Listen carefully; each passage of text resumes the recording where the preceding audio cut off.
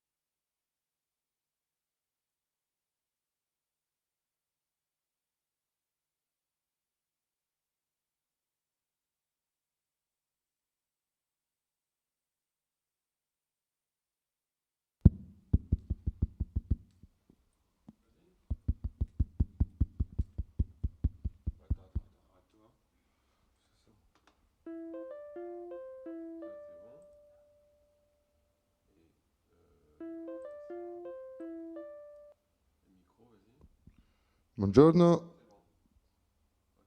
Elle entend? Non, non, bah, vaut mieux pas.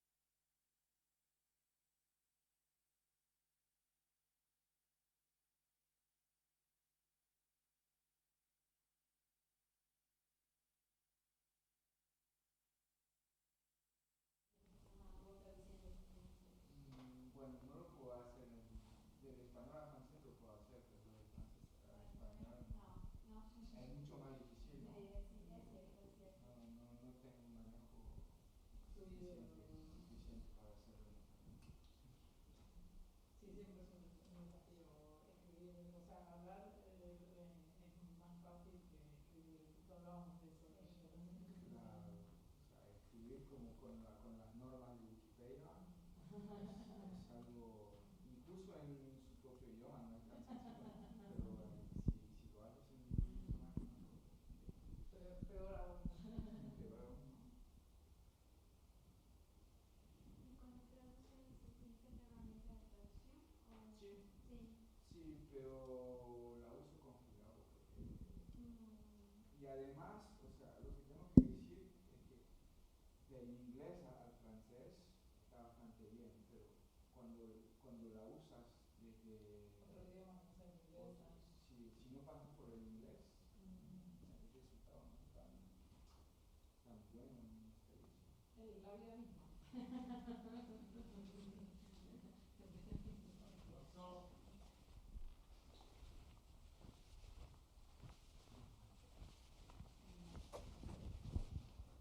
No, lo que pasa es que Olga está ahí. Olga está en. Hola, habla así. Está ahí como en la Agora. Perdón.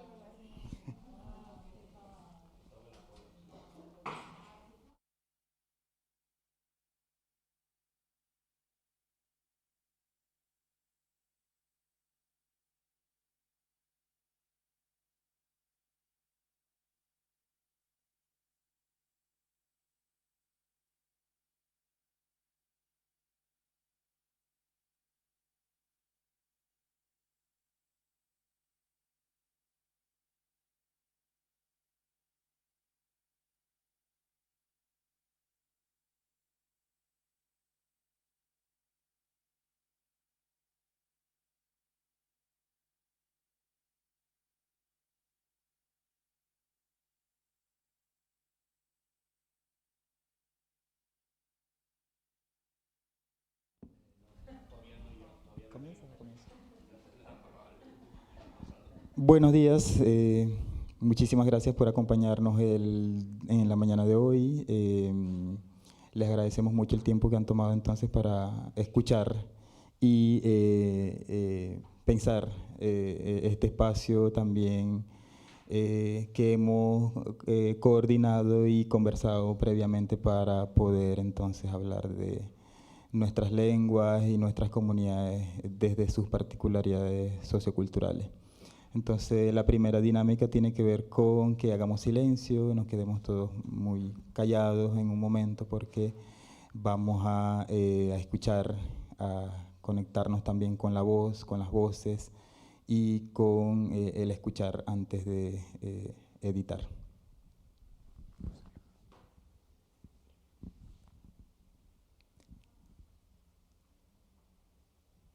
Ascuaypa.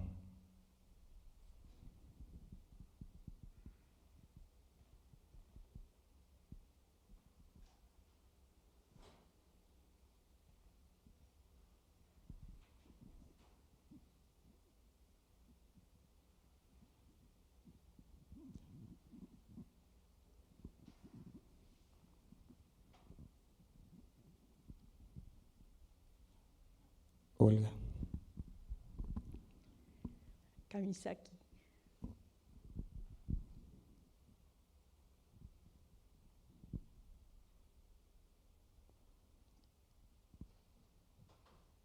Y Jesse, que está en línea también, su palabra.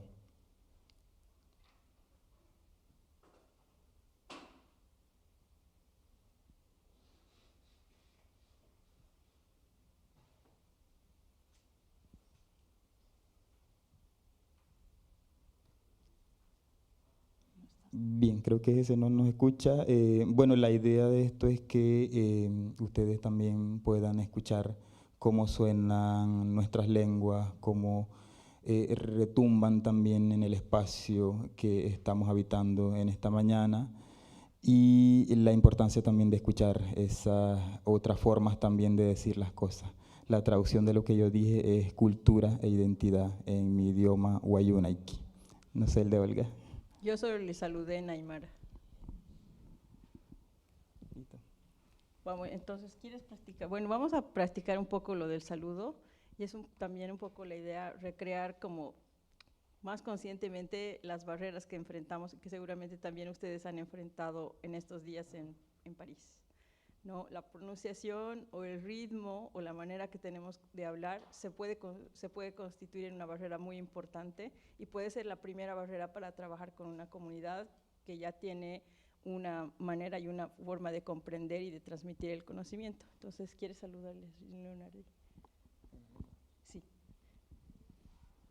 Hawan hamaya hiya hanaya shehia arihuna irwa wayu irwan hotka apa hintuputchka tasha kaskamwen maya tanrite que Leonardo Fernández wayu hinun chehe waiteir wahirahe oro yashta hijo jamás naintu asha hawagas naintu outka kaya tu suru makatu wane mah natat. Así hablamos en la comunidad wayu.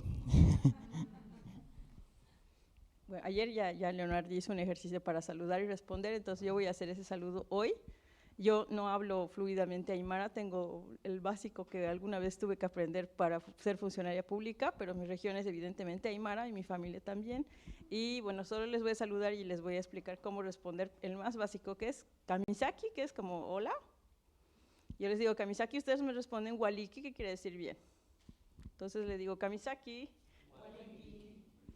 Ahí son como las palabras que igual fonéticamente son más fáciles en español, porque en realidad el aymara tiene muchas cosas que son como muy de la garganta y que bueno, a veces son un poco complicadas. Pero bueno, ya saben un saludo y tienen que acordarse porque luego lo vamos a volver a repetir. Entonces, esta presentación está pensada igualmente para ser muy oral, nos van a apoyar un poco las diapositivas, pero casi todo lo que hablemos no va a estar anotado. No, me preocupa un poco que creo que nunca se pudo conectar Yeset porque estaba esperando en línea. Bueno, dice ella que no puede escucharnos, solamente puede vernos. Así que, ya, bueno. Sí, es una tal cual. Bueno, este mismo de cosas pasan también en nuestras comunidades, el internet no siempre apoya.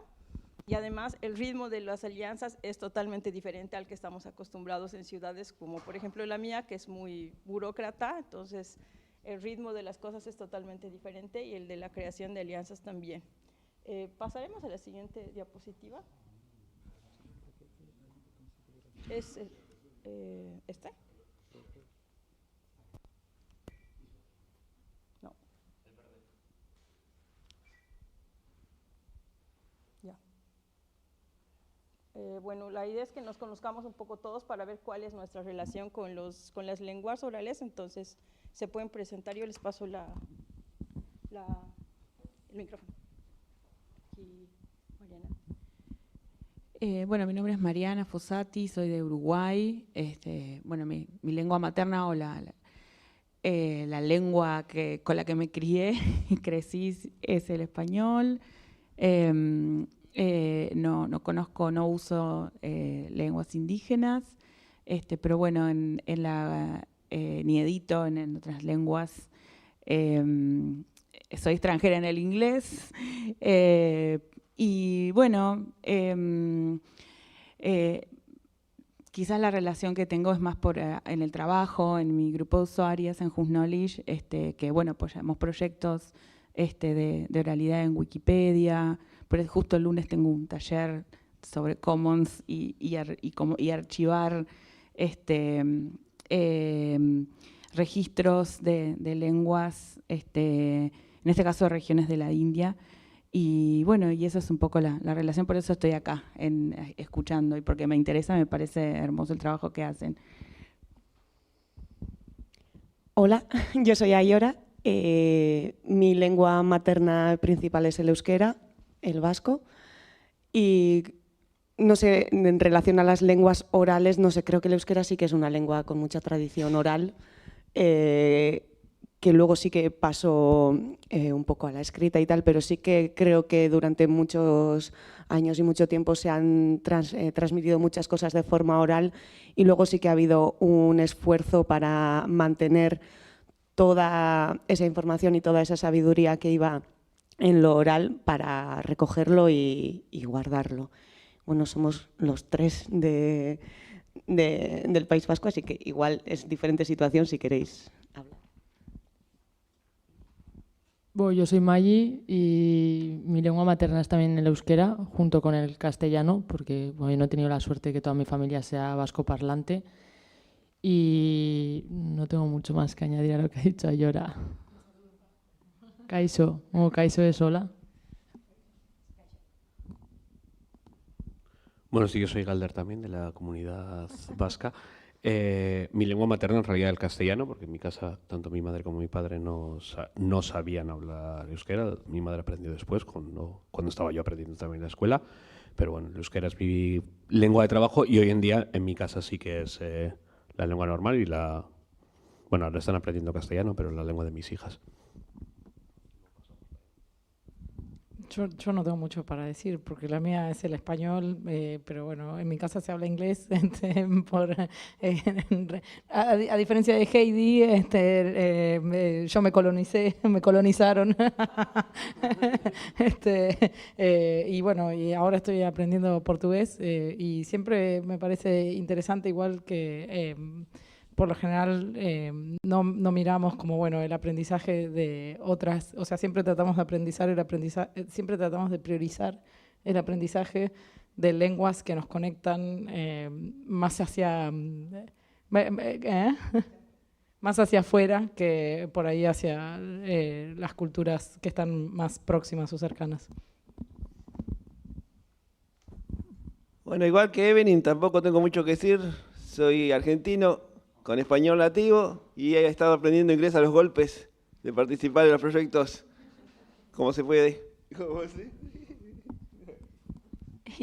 Bueno, yo soy Carla, soy de Bolivia, hablo español y supongo que mi conexión con las lenguas orales es que mi abuela hablaba quechua y mi abuelo hablaba aymara, pero se ha perdido, ¿no? Y eso me da muchísima pena. Entonces, un poco de justicia igual, es como si bien no hablo, poder entender con unos ojos más abiertos, digamos, qué está pasando ahí. Hola, yo soy Mar, mi lengua materna es el castellano. Voy a coger vuestro hilo porque yo estoy llevo un año de autodidacta intentando aprender euskera y es increíblemente difícil aprenderlo de autodidacta. Me voy a apuntar este año a la UNED en euskera, o sea que voy a estar ahí. Y no tengo otra relación con lenguas orales, tengo mucha curiosidad siempre por esta temática y por otras, ¿no?, de temas de minorías.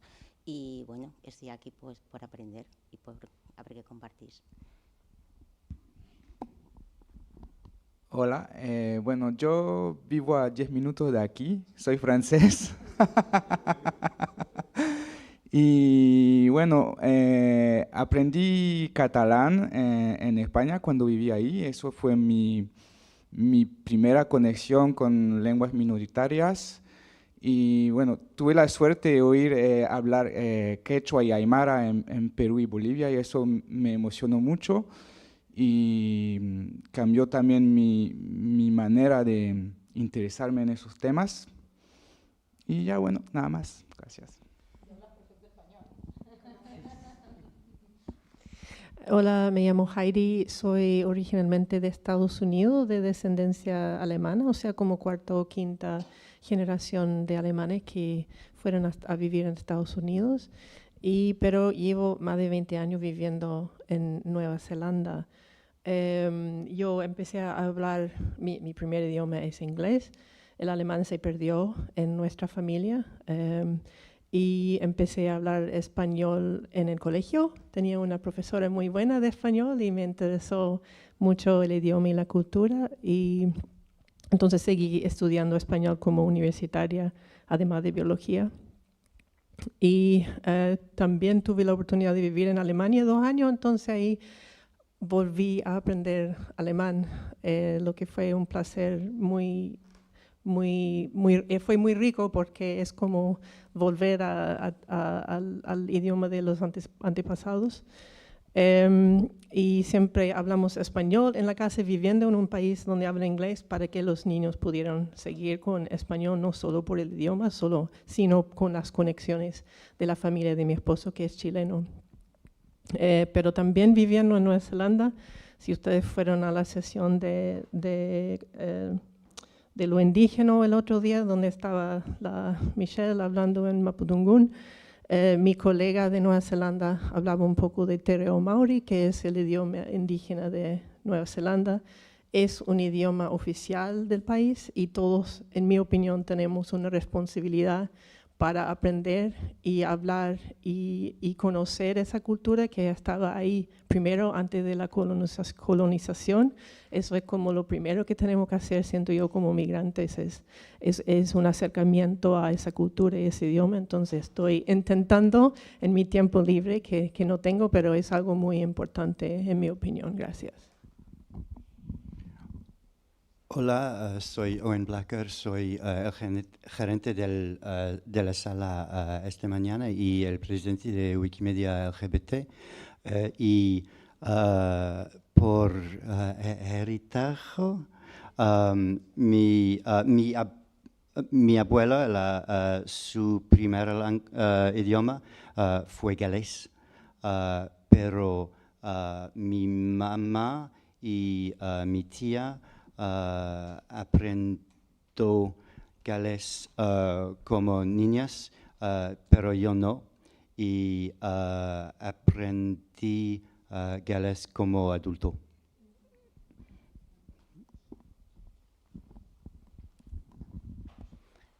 Hola, soy Carla de Alemania, del sur de Alemania, Múnich, la fiesta de la cerveza, el Bayern München de fútbol conocido.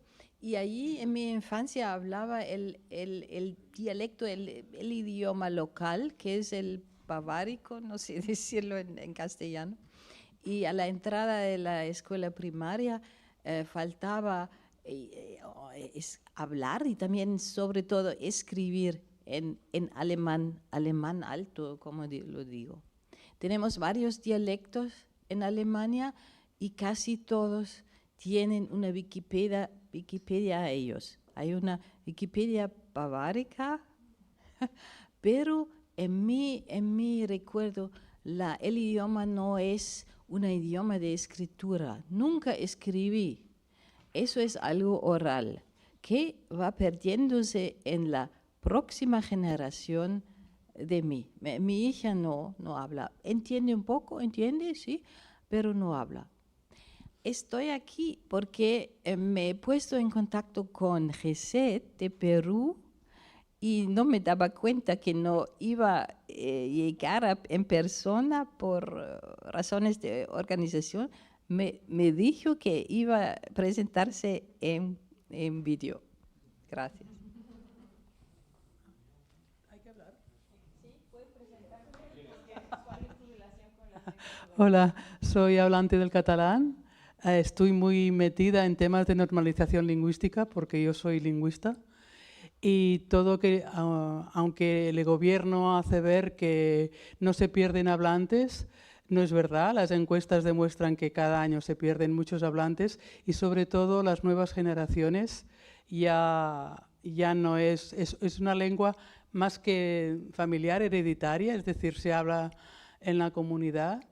Y, por ejemplo, en el caso de mis hijas, hablan catalán, pero su lengua de trabajo, su lengua de estudio, su lengua de futuro es toda en inglés.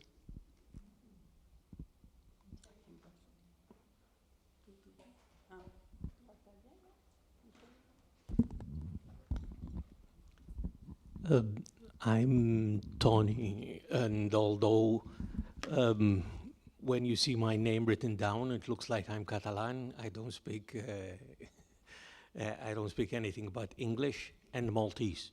I am from Malta, and the English translation is very low, so I can't really follow what's going on. Actually, I'm here this morning because I am the room assistant working with Owen, so I'm just here to give people, this box so they can, well, no one is using it, so it doesn't really matter so much. But since we are talking about minoritized languages, for comparison, Maltese, although it is an official language of the European Union, is written and spoken by less than 500,000 people in the whole world. How's that for a minoritized language? Okay. Thank you.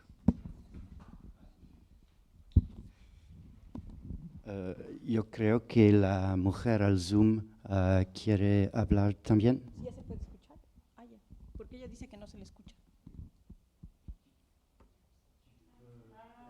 Sí, ese... No la escuchamos.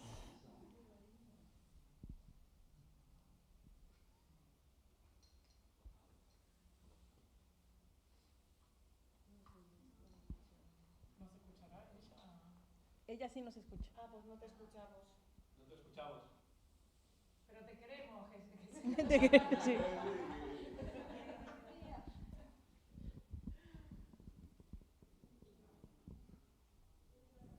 Mientras se ajusta y nos juzga. A ver.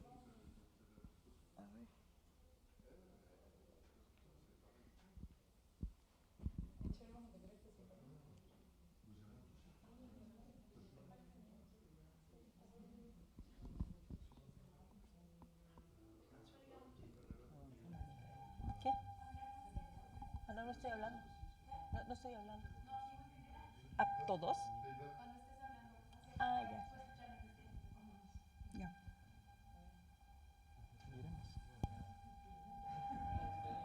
Intentemos un ratito más.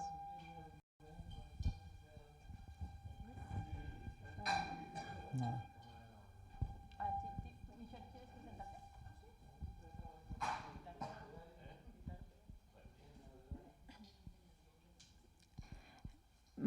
Mari Kompuche. Joaimin Kiñe Futa Shalin. Tañui Michel Koyipal Piñen. Peumanien Tamikume Flan. Yo soy Michelle Koyipal, yo soy mapuche, soy de Chile. Mi lengua originaria es el mapudungún o mapuzugún, pero la lengua que la mayor parte del tiempo hablo es español. También sé inglés, por alguna razón. Pero en mi familia el mapudungún fue una lengua que se habló por muchas generaciones. Mi mamá entiende mapudungún, pero se le olvidó. Cuando yo le hablo en mapudungún, ella me entiende, pero no me puede hablar de vuelta. Y eso para mí ha sido algo que ha marcado mucho mi vida y me ha inspirado a aprender cada vez más mapudungún para que ella recuerde el mapudungún. Y bueno, mis abuelos también lo hablaban, ellos ya no están en este plano, ellos también lo hablaban, mis primos también lo hablaban. Así que lo que yo hago y bueno, lo que aquí los colegas nos ayudamos entre todos es a que estas lenguas se mantengan vivas a través de nosotros y a través de las personas que van a venir después de nosotros. Y eso, estoy muy contenta de estar acá y ojalá que sea una gran presentación y una gran conversación. Un notramkan, como decimos en mapuzugún. Eso, feimuten.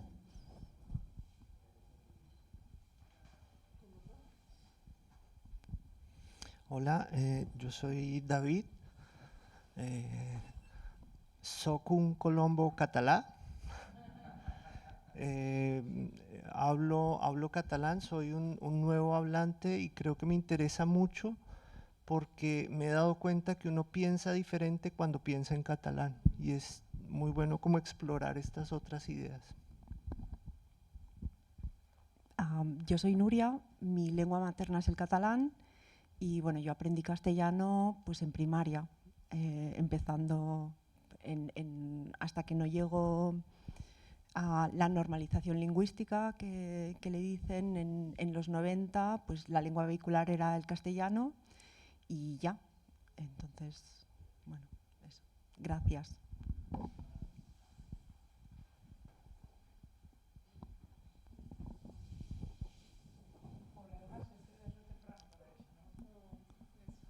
Son las 3.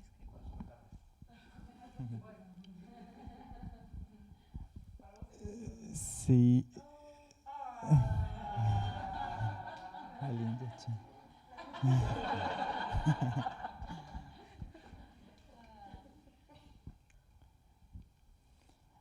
Listo, bueno, mientras podemos y esperamos que se pueda conversar y hablarnos, entonces quisiera utilizar la situación que estamos viendo sobre que no podemos escuchar a veces, la estamos viendo pero no la escuchamos, y de pronto compararlo también con esas lenguas que sabemos que existen, esas comunidades, pero muchas veces no las podemos escuchar. No podemos saber también sobre esas particularidades, esas dificultades, esos retos que tienen, y de pronto también los aprendizajes que tienen estas comunidades o lo que tienen para compartir con el resto del mundo. Creo que eso es muy importante también, saberlo, cómo lo hacen esas comunidades, ¿no? Desde hace varios años, por ejemplo, desde la Wikipedia en Wayuunaiki, que ya va a cumplir 4 años el 27 de febrero del 2027, fue lo que reflexionamos con la comunidad. Yo creo que la oralidad es algo sumamente importante y es lo que vive la comunidad en sí. Nosotros aprendemos primero a hablar y a comunicarnos con nuestras abuelas, considerando también que nuestra comunidad Wayuu es matrilineal, la relación es más fuerte con la abuela y la línea materna. Aprendemos la lengua directamente desde la cotidianidad. Entonces, en ese sentido, la oralidad tiene un peso muy importante a la hora de poder aprender el idioma y poder también desarrollarlo y también transmitirlo a las futuras generaciones, a los descendientes de cada persona. Y en ese caso, por ejemplo, cuando comenzamos a trabajar con comunidades, cuando empezamos a desarrollar los talleres con la Wikipedia en Wayuunaiki, nosotros no llegábamos a la comunidad directamente como que a escribir o a poner a las personas en ese reto de insertar algo que no es común dentro de estas comunidades, ¿no? Lo que hicimos principalmente fue entablar una conversación, una socialización, una reflexión también sobre si esto tiene sentido o no tiene sentido. En este caso, la Wikipedia la hicimos pasar por ese proceso de consulta también, de si tiene sentido tener una Wikipedia en Wayuunaiki, si la queremos hacer, qué dice la comunidad, la necesitamos o no la necesitamos como tal. Y las respuestas que tuvimos de parte de muchas personas, incluyendo maestros y maestras de Colombia y Venezuela, también porque la comunidad Wayuu es colombo-venezolana, estamos entre ambos países, es que sí se puede desarrollar la Wikipedia y convertirla en una herramienta educativa, también porque el sistema educativo ha entrado a los territorios rurales también, e incluso la tecnología también. A veces hay una narrativa de que, bueno, territorios rurales, no hay nada, no hay teléfono, hay una conexión intermitente, la señal llega de vez en cuando, las personas tienen que subirse a la parte más alta entonces para tomar cobertura y señal y poder conectarse. Pero sí hay una señal intermitente, hay una conectividad intermitente y las personas están accediendo a contenidos, ¿no? Entonces no hay como que una desconexión total, o estas comunidades no es que formen parte también de esta situación, sino que también están siendo parte de todo esto. Y la reflexión que hacíamos también está relacionada con qué va a pasar con la lengua cuando ya llegan contenidos desde afuera, en donde se empieza a mostrar lo que hay por fuera, y qué pasa con lo de nosotros, por ejemplo, qué pasa con lo que nos enseñaron las abuelas, los abuelos, qué pasa también con eso que tenemos en el territorio que queremos mostrar, pero a la vez también hay cosas que no se pueden mostrar, nos comentaban también en esas discusiones. Pero en sí, la Wikipedia la pensamos como esa herramienta para la difusión del idioma y sobre todo para la reivindicación del conocimiento propio. Ya ustedes sabrán ese choque que hay también entre lo académico y lo local, ¿no? De que muchas veces el conocimiento local o la ciencia local también de las comunidades indígenas son como que minorizadas, son subrepresentadas o no se consideran un conocimiento lo suficientemente desarrollado para poder replicarse en otras partes del mundo, ¿no? Entonces, en ese caso, la Wikipedia nos ha servido para esto, para reivindicar el conocimiento local, para sistematizar la información y a la vez darle prestigio a una lengua en este sentido, ¿no? El prestigio de la lengua del Wayuunaiki se liga mucho a lo que es la Wikipedia, también hablándolo desde la necesidad que tiene un idioma por visibilizarse, por saber que es una lengua que también tiene la fortaleza de aprenderse por otras personas que quieran llegar al departamento. Entonces, lo que está pasando en La Guajira, por ejemplo, es que llegan a instituciones y uno de los perfiles que se pide es que la persona sepa un poco de Wayuunaiki o aprenda el Wayuunaiki o sea nativo o entienda la lengua completamente para poder trabajar con las comunidades. Entonces ya ese perfil está apareciendo ya en muchas de los requerimientos que algunas instituciones están pidiéndole a las personas, ¿no? Porque van a trabajar dentro de la comunidad wayuu, dentro del territorio wayuu, entonces lo primero que tienen que hacer es saber Wayuunaiki. No sé si ese ya puede... No.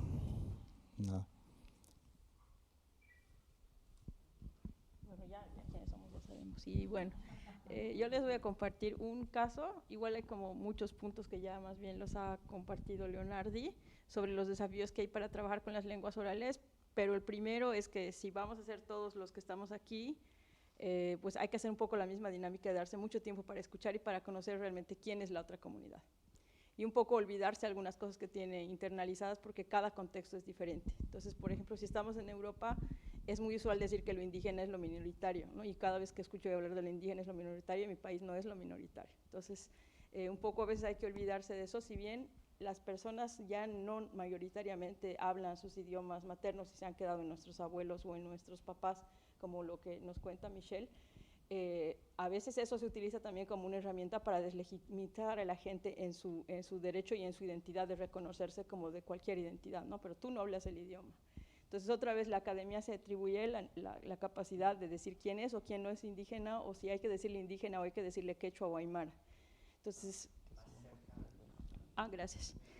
Cuando empezamos así, entonces ya la discusión es más difícil, porque no nos vamos a entender y porque las personas de las comunidades que nos están oyendo ya van a tener cierto rechazo hacia nuestros preconceptos. Entonces, en lo que hemos venido aprendiendo con las comunidades con las que hemos trabajado en Bolivia es que es un trabajo lento y es un trabajo también para quitar las estructuras de barrera que ya hay con la academia y también con las ONGs en general, porque la mirada que hay también hacia nuestros grupos a veces es eso, que son ONGs, ¿no? Y si explicamos que es una ONG basada en Estados Unidos, ya tenemos otra barrera más que superar, porque ya hay una historia en eso, ¿no? O sea, nos puede gustar o no, pero sabemos que existe. Entonces, en el caso que les voy a contar, es el caso de la comunidad tacana con la que hemos trabajado, Adalid, que es uno de los líderes comunitarios que nos facilitó el trabajo con la comunidad, estuvo en el encuentro en Riohacha.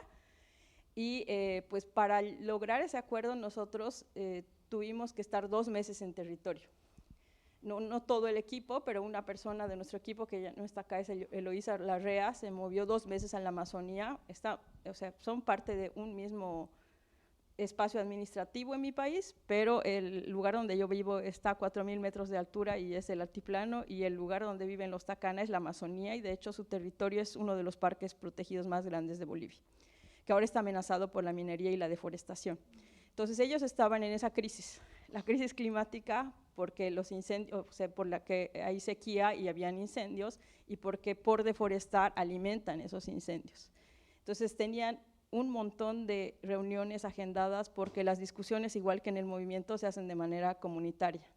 Y aunque nos habían agendado entre sus temas a tratar, el ingreso a la comunidad se hace en diálogo con la comunidad, con la gobernación, que es la autoridad administrativa del territorio en general, con la alcaldía, que es la siguiente autoridad administrativa, y con la comunidad tacana, que es la administradora de ese territorio. Bueno, es uno de sus territorios, porque también existe el territorio Tacana 2.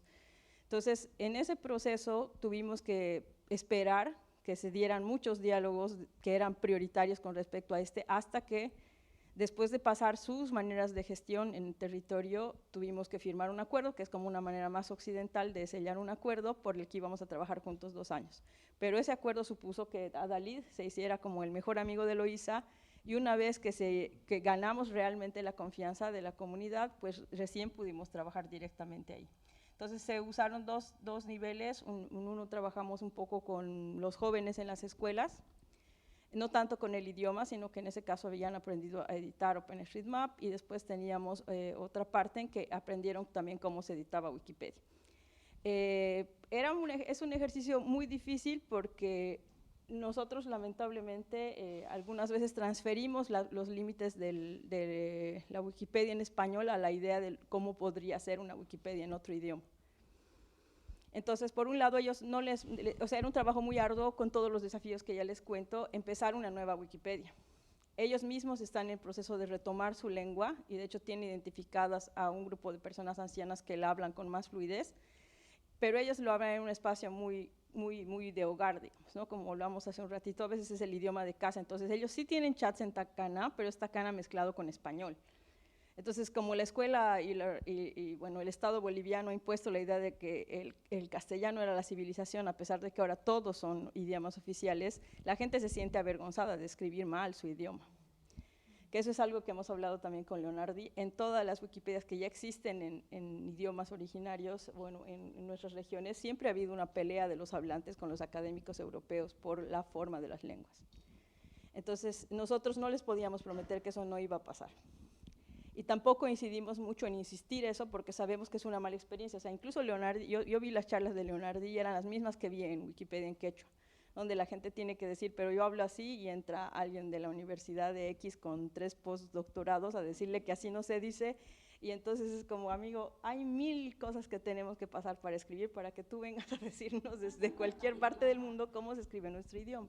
Entonces, realmente lo que hicimos fue no tanto pensar ni como tratar de forzar que haya la idea de una Wikipedia en su idioma, sino entender qué querían hacer. Entonces, nos propusieron, por un lado, que querían hacer registro de audios, lo cual al final no funcionó, porque la persona que quería canalizarlo finalmente no lo hizo, y lo que se trabajó fue también en registro fotográfico.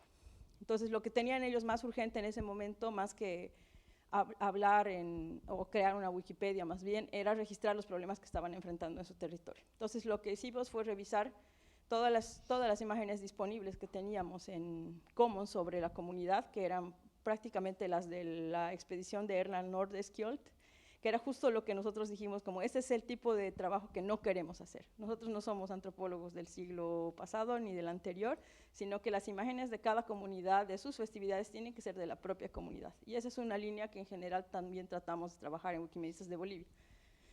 Bolivia es un país súper diverso, entonces en general tenemos, por ejemplo, un proyecto Wiki-exploración, pero es exploración de tu territorio, ¿no? Entonces no vamos como otro departamento a registrar las festividades, sino que se trabaja con la comunidad para que registre las festividades, como decía Leonardi, reflexionando qué quieren y qué no quieren compartir, ¿no? Hay cosas que son como rituales, etcétera, que no necesitamos que se exoticen o que se registren o que las comunidades no quieren compartir. En el caso de los Takana no quisieron compartir, ni siquiera mapear, ni decir dónde habían ciertos ritos relacionados con la muerte, porque habían como 2 o 3 espacios, uno era de los enterramientos, pero había otros que no querían, por ejemplo. Entonces, hemos tratado de facilitar esos diálogos, ¿no? Porque también se puede decir, como el concurso de foto y hacerlo un poco más a lo loco, y seguramente hubiéramos tenido muchas más fotos y mucho más contenido, nosotras mismas podíamos registrar, pero lo que se trató fue trabajar con calma y tratando de escucharnos, ¿no? Principalmente escuchar a la comunidad, y lo que tuvimos fue muy buenas fotos, que son fotos de la propia comunidad. Las fotos que teníamos antes eran en blanco y negro, y eran, como les digo, de esa expedición.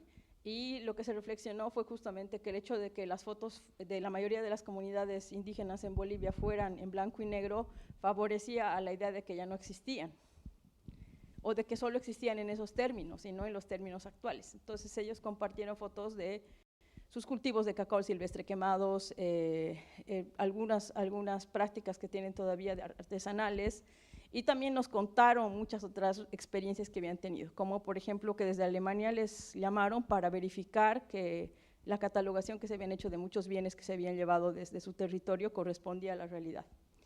Entonces, que bueno, pudieron aproximarse a algunas técnicas que ya no se hacían en el territorio, pero que pues pensaban que podían volverse a tomar o no.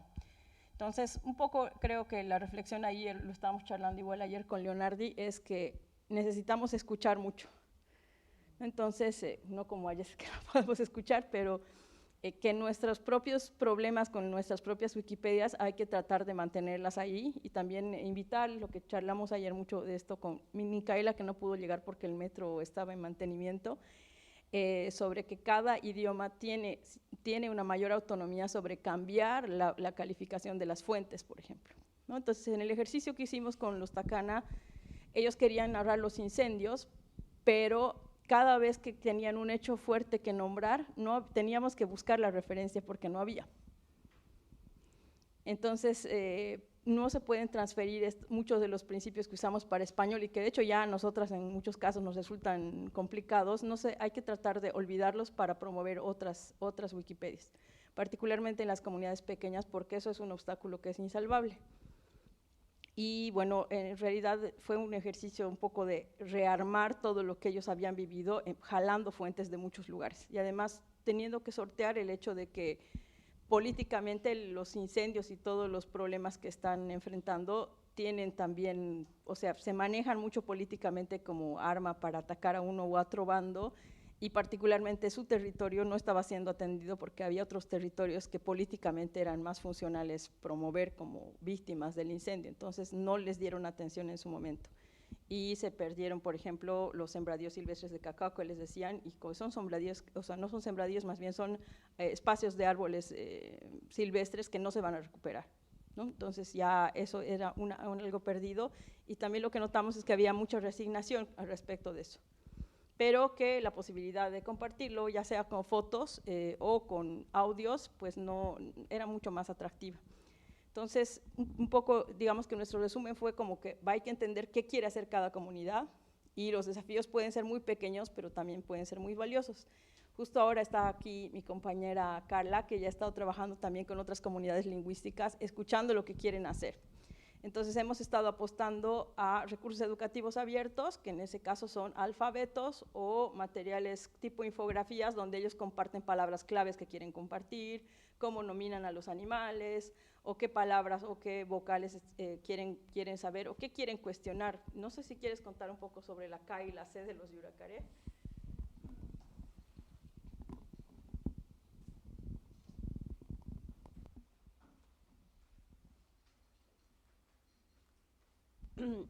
Estoy un poco ronca, así que me disculpo por eso. En Bolivia hay un pueblo indígena que se llama Yuracaré, y hablando con ellos nos preguntaban por qué Yuracaré está escrito con C en Wikipedia cuando ellos han tenido una consulta en toda la comunidad para que el nombre se escriba con K. Entonces, hemos tenido, bueno, todavía está con C en Wikipedia.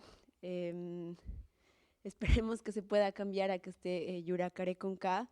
Y de hecho esta no es una experiencia mía, pero acaba de salir de la incubadora una Wikipedia en náhuatl de El Salvador, y el código, digamos, del idioma está replicando como estructuras coloniales, y creo que ha pasado lo mismo con el maput, ¿no es cierto? Michelle también nos puede hablar de eso. Entonces creo que hay como muchas barreras que seguir, y hablando muy brevemente de lo que me comentaba el compañero de El Salvador, es que el código del idioma es como les decían los colonizadores, ¿no? Y que es una forma despectiva de nombrarlos, y que ni siquiera, o sea, han tratado de comunicarse con la fundación a muchas maneras, pero parece que hay estructuras muy grandes que impidan que eso esté sucediendo. Y con el caso de los yuracarés, si nosotros no nos acercábamos a ellos para preguntarles cómo se escribe, cuál es el nombre oficial del idioma para ellos, jamás nos hubiéramos enterado de que era con K. No hay como movimientos, digamos, gubernamentales o de información que estén llevando esa información, ¿no? Entonces, considero que eso ha sido algo muy valioso que hemos podido trabajar con ellos. Sí, bueno, y hemos hecho ya varios alfabetos sobre idiomas de Bolivia, y una cosa que quería contarles igual es que justamente las personas yuracaré nos han dicho que quisieran que esos alfabetos que están, digamos, en yuracaré y en español sean llevados a otras comunidades, porque los mismos profesores que son profesores de los niños yuracaré en varias comunidades alrededor de Bolivia no hablan yuracaré. O sea, los profesores son personas que están yendo de La Paz, que están yendo de otras ciudades, y les están yendo a enseñar en español. Entonces, esta sería una herramienta para que los propios profesores al menos tengan cierto conocimiento sobre el idioma, ¿no? Porque hay tan pocos hablantes que no pueden haber profesores hablantes de Yuracaré en todas las escuelas Yuracaré. Entonces, estos recursos educativos abiertos no serían simplemente para los niños, sino también para los profesores. Y claro, sí.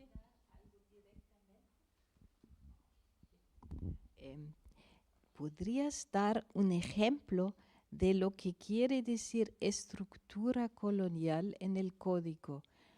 Un poco despacio, por favor, porque no es mi idioma. Quizás Michelle es la persona indicada para hablar de eso, porque tiene el ejemplo personal. ¿Quieres decir? Sí, Michelle tiene esa experiencia, ¿no?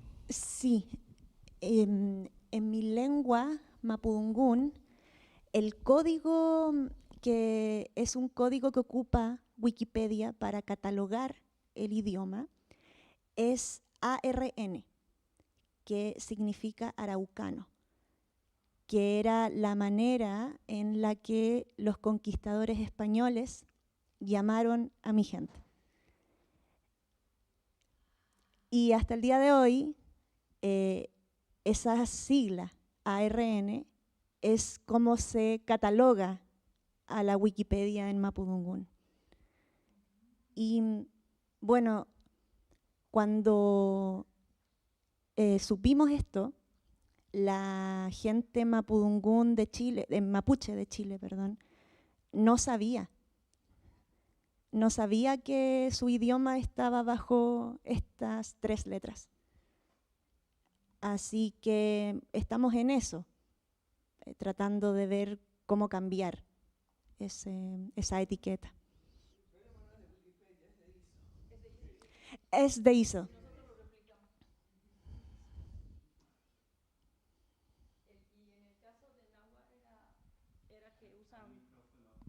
En el caso de Náhuatl que usan PPL, que es por pipil, y bueno, también en Bolivia hay varias comunidades que mucho tiempo fueron denominadas por el nombre que se les ocurrió ponerles y son inconsultas. Entonces, algunos procesos de normalización de la lengua que establecen los estados, de todas maneras siguen repitiendo lógicas coloniales. Entonces, cuando hablamos de la colonialidad, no estamos hablando de un problema de relacionamiento necesariamente con España, sino de las lógicas de dominación que se quedan en nuestros estados.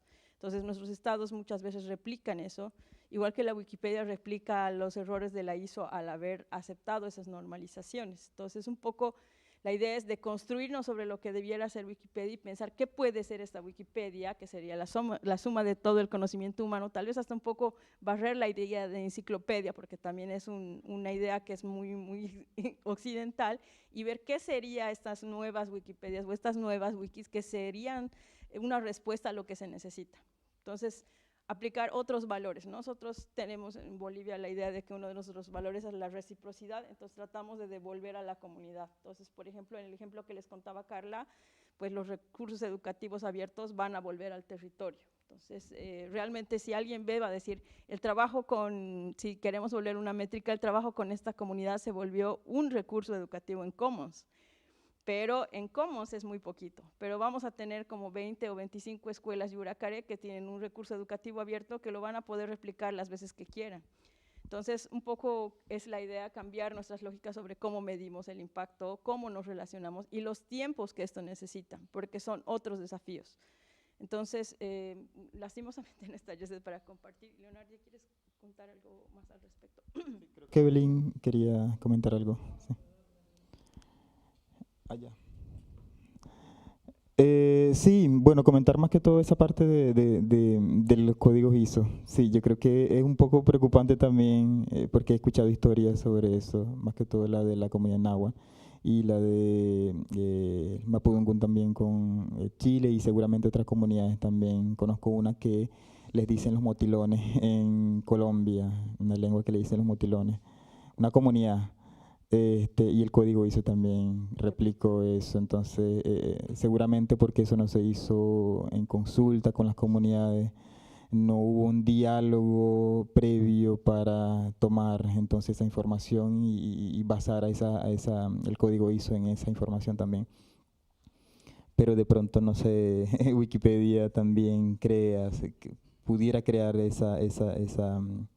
la posibilidad de que también esos códigos ISO puedan, no sé, modificarse, si fuera posible, o desprenderse también de usar lo que está allí, lo que esa plataforma está ofreciendo entonces para identificar a las lenguas, porque al final esto es como una identidad digital de las lenguas en las plataformas en internet. Todas las páginas que quieran referirse, por ejemplo, a la lengua náhuatl, tienen que decir que es PPL, que es pipil, que según entiendo por parte de Héctor y de su comunidad es que es niño pequeño o niño que no habla bien. Entonces, eso no tiene, es muy ofensivo dentro de la comunidad.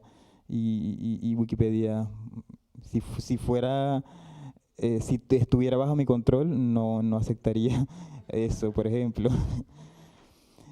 Pero sí es un poco preocupante.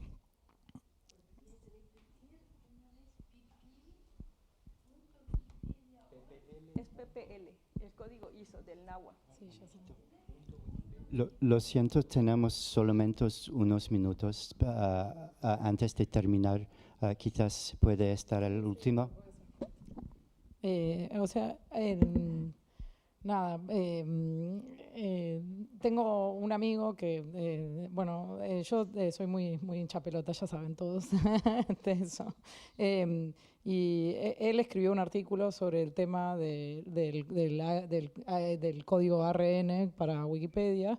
Y bueno, después se los voy a compartir. Es un artículo viejo, lo escribió cuando todavía estaba haciendo la licenciatura en letras. Ya es licenciado hace bastante, así que imagínense que fue hace una buena cantidad de años.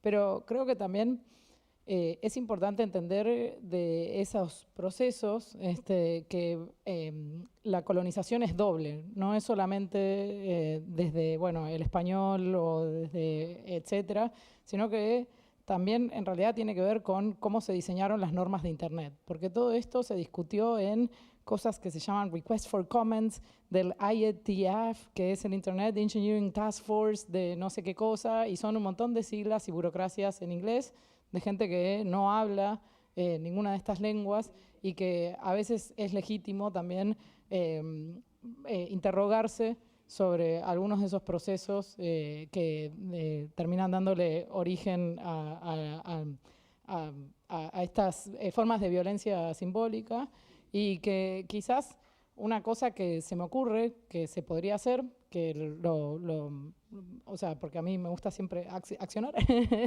es quizás efectivamente tratar de hacer una sistematización de recursos como este que hizo mi amigo y otros que puedan existir, para hacer una propuesta directamente a la fundación respecto del tema de los códigos para las lenguas indígenas, y proponerle que, efectivamente no se siga la codificación ISO, sino que se respete los deseos y las voluntades de las comunidades, más allá de las propuestas de estandarización lingüística de estos elementos, y que sea una propuesta formal y que, quizás incluso se haga como parte de los procesos de Request for Comments que también tiene la fundación dentro de otros idiomas. No sé, lo sugiero como idea.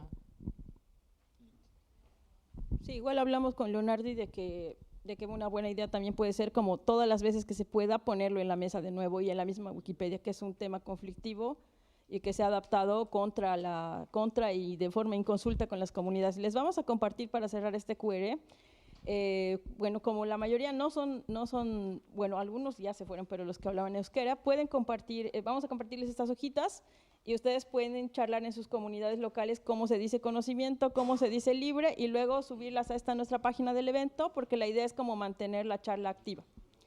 Y con eso creo que vamos a cerrar, porque ya nos hemos pasado un montón de tiempo.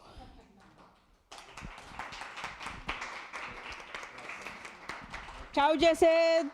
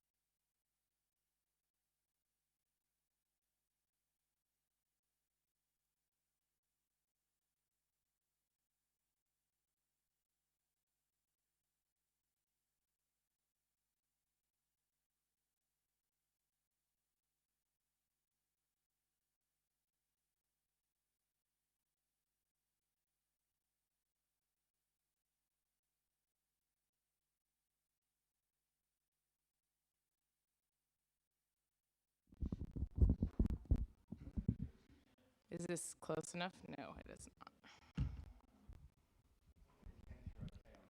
Okay. I think that's good. Hopefully you all can hear me.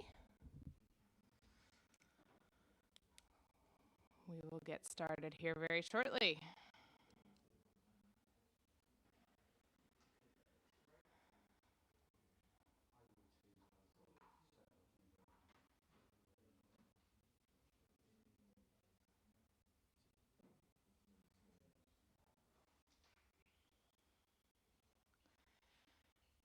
Are we ready? Owen, we ready? Okay. I will wait till we have translation.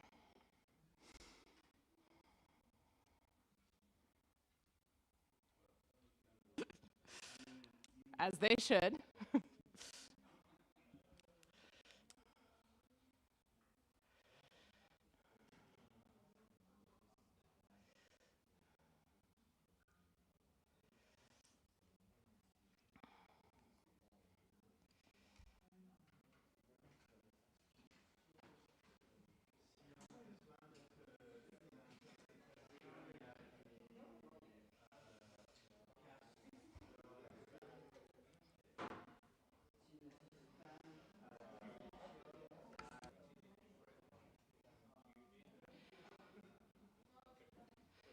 For those of you just joining, if you need translation for French, Spanish, or Arabic, please pick up a headset on your way in so you can go grab one if you need one now.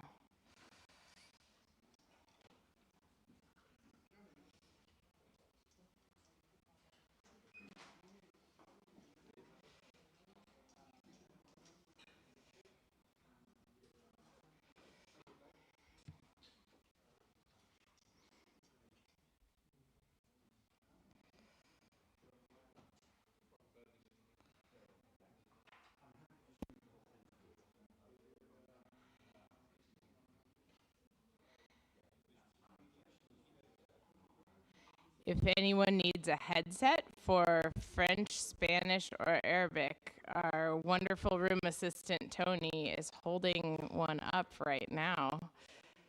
Don't be shy. Feel free to grab one.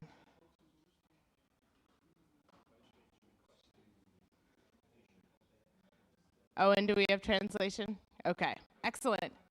Let's get started. So, hello everyone. Thank you for being here on the last day of Wikimania to learn about the Program and Events Dashboard. So, my name is Leanna Davis. I work for the Wiki Education Foundation. We are the organization that runs the education program in the United States and Canada. And we are also the creators, and we'll talk about here today. So I'm going to demo a bunch of things that the dashboard can do. Some of you may be very experienced in these. Some of you may be learning things for the first time. I want to start with a show of hands of who has used the dashboard as a participant in an event. Okay, most of you. Who has used the dashboard as a program leader to manage an event? Most of you as well. Okay, I want to start with, are there any burning questions that you came to this session hoping what you are, your burning question is? Just raise your hand and I want to make sure I get to the things that people want to know. Okay. Oh, we've got one over here. Hi, not a very burning or tough question, but I was wondering why the events are limited to just 1 year. Okay, I will get to that question. Okay. Any other questions I should make sure to get to? Okay, well, let's get started then. So the reason the dashboard was built originally was because Wiki Education, the organization that I work for, was interested in creating a platform to run education program courses in our context. And shortly after we built it, our Chief Technology Officer, Sage Ross, user Rage Sauce, many of you may know him, he's a longtime Wikipedian. He had the idea that this tool would actually be another instance of it and installed it on WMF Labs and called it the Programs and Events Dashboard. And the Programs and Events Dashboard differs from Wiki Education's dashboard in a couple of very specific ways. Ours has connections built to the CRM we use to manage. Do I need to do something mic-wise? Stand farther away? Perfect, I can move that back then. We have it connected to our searchers and things like that from it. That functionality is removed from the Program and Events Dashboard, but none of the sort of core tracking functionality is removed. So everything that's in there is the same as what we have in Wiki Education. And so it starts from the core idea that you have a group of editors whose contributions on Wikimedia projects you want to track over a particular time frame. And it tracks any language and any project on Wikipedia. Steady growth over time.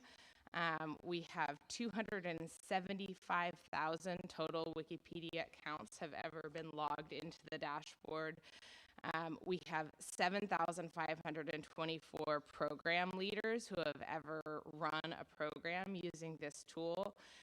They've tracked 262 home wikis, so the wiki that was the focus of the particular project being tracked, and 500 different wikis have had edits to them that have been tracked over time. So you can see this in upward trajectory. You can look yearly by how many program leaders and events we have. 2016 is on track to eclipse past years in terms of number of program leaders as well as events that are being run. And you can see the event participants continue to grow as well. We all can also see just the pages activity. I will say a lot of this is highly dependent on Wikidata programs where people are doing mass editing tools. These numbers vary, mostly depend. You can see all of the different wikis that are tracked. English Wikipedia is the biggest one, followed by French Wikipedia, Spanish Wikipedia, Wikidata, Commons, Portuguese, etc. And you can see it tracks not just Wikipedias, I guess the first 20 are all Wikipedias, but it does track all Wikimedia projects as well. So not just Wikipedia, but if you're doing a Wiktionary event or something like that, a Wikisource event, it will also track edits to that. It's a very powers may not know about. So I want to show you a couple of them today. So everything is organized around the idea of campaigns. And campaigns are a collection of programs or events. And so your campaign may be your particular affiliate's edit-a-thons around biographies of women in a particular year. They may be your affiliate's organizational activities for a particular year. They may be your multiple overlapping campaigns. You can have a sort of higher level campaign that collects your activities for the year, and then you can have additional campaigns that track particular content areas. So if you have an edit-a-thon program and an education program, you can have different campaigns for that, and then they can each event can belong to multiple campaigns. Campaigns track statistics at the top level. So you can see, for example, this one shows on the home screen here all of the different, in 2021, for example. And so you can see the top line statistics in terms of editors, words added, et cetera, and then the sort of very specific Wikidata statistics in here. There's also a button here that you can download these statistics that gives you CSVs of things at the campaign level. You can also, thanks to the EduWiki Hub, has been doing some development work on the dashboard. One of the really great things that they now have is you can search within campaigns in this search, what are other people doing in edit-a-thons or things like that. You can type in the search bar and it actually will search through more than what was previously there. So if you tried to use the search more than 3 or 4 months ago, I strongly encourage you to use the search, try out search now. It's much better in terms of that way. So once you have a campaign that you want to associate your different programs or events with, you can create a program you're trying to track. In this particular case, I'm just going to create an independent one, which means it won't be associated with any particular campaign. It'll sit in a miscellaneous campaign for the purposes of this demonstration, but I would strongly encourage you to start from a campaign in general. When you create an independent program or when you create a program, you have the opportunity, if you have run events in the past or programs in the past, you can clone a previous one. So if you are running an edit-a-thon and you do the same event for all of the customizations that you've done from a past course, in this case, I'm going to, Andy. Yes. Okay, hold on one sec. Owen's going to grab you a mic. Thank you. Quick question. Can you only clone your own events or can you clone other people's? Great question. You can clone any event that you are listed as being an organizer for. So you can put multiple organizers. If there's multiple of you who are there supporting a particular, you can clone it because it will be listed under your events. But you can't just take somebody else's event and clone it. And please do feel free to interrupt me with any questions. I'm also happy to just repeat it back into the questions into the mic here as well. Yes, or you can wait and Owen will run around. We'll give him his exercise today. So when you click this Create a Program button there, will give you 4 different types of programs that you are pretty small unless you are with a particular Wikipedia that has turned on wiki tracking. So I think these are, let me find my list of what those are. Those are Portuguese, Czech, and English. If you have those, there have been community discussions in those languages to create an on-wiki bot that will go in and actually update pages on Wiki, have mirror pages on Wiki. That is not true for every language-a-thon, are non-existent. If you are in one of those languages, the difference between these two is whether you want it to be tracked on an on-wiki version of the course page. So on-wiki versions can be really helpful for community members to be able to also watch a page and sort of see what your contributors are doing. For an article scoped program, I will, yes. Question, Owen, or do you want to just shout it and I'll repeat into the mic? Sorry, ongoing consequences with regarding to the updating of the dashboard with the data? No, this just creates a mirrored version because one of the feedbacks that we'd gotten from several communities was they wanted to be able to have a wiki page to add to watch lists instead of being able to just see things about an event on an external site. And so for some languages, the mirroring exists just so community members on that language Wikipedia don't need to go off wiki to be able to see what's going on in a particular. Where am I going? Multitasking is not my strong suit.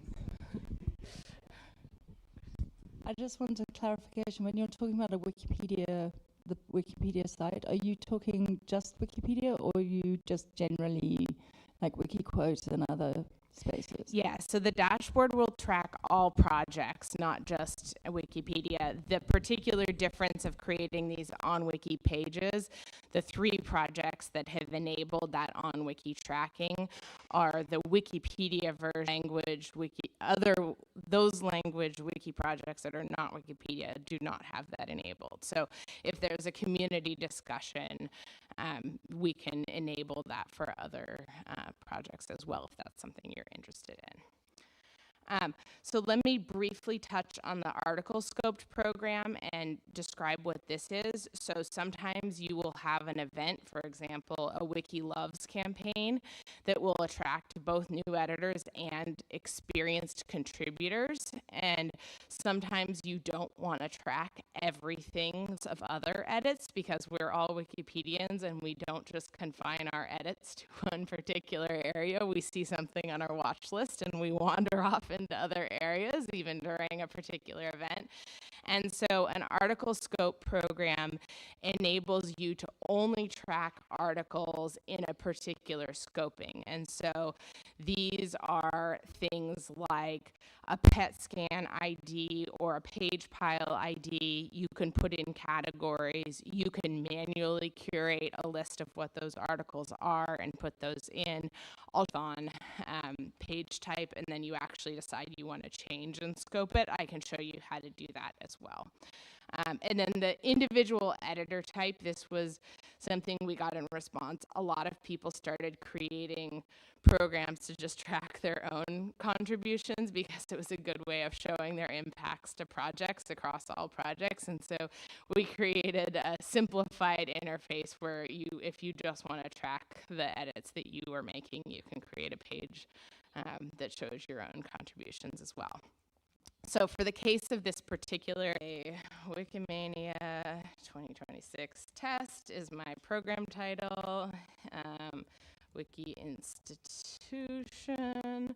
I'm going to track English Wikipedia, and since we're in France, I'm going to track French Wikipedia and French Wiki Books, or French Wiki Quote, how about that? So you type in a program description and this box tells other community members what you're going to do. So I'm going to say this is a test for during Wikimania.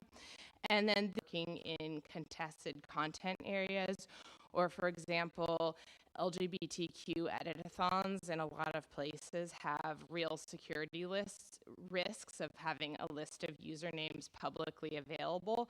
And so if you check this box, what this does is it still creates the page, but it hides it from the general public view and creates it as something that is only available by the admins of the program and events dashboard and the particular facilitators for that event. So if you want to create an event to just the people who are organizing that event and the handful of program and event dashboard admins, you can also check this box. In this case, I'm not super worried about that for my little test course, so I'm not going to check it. There's 2 different dates here for it next asks you for.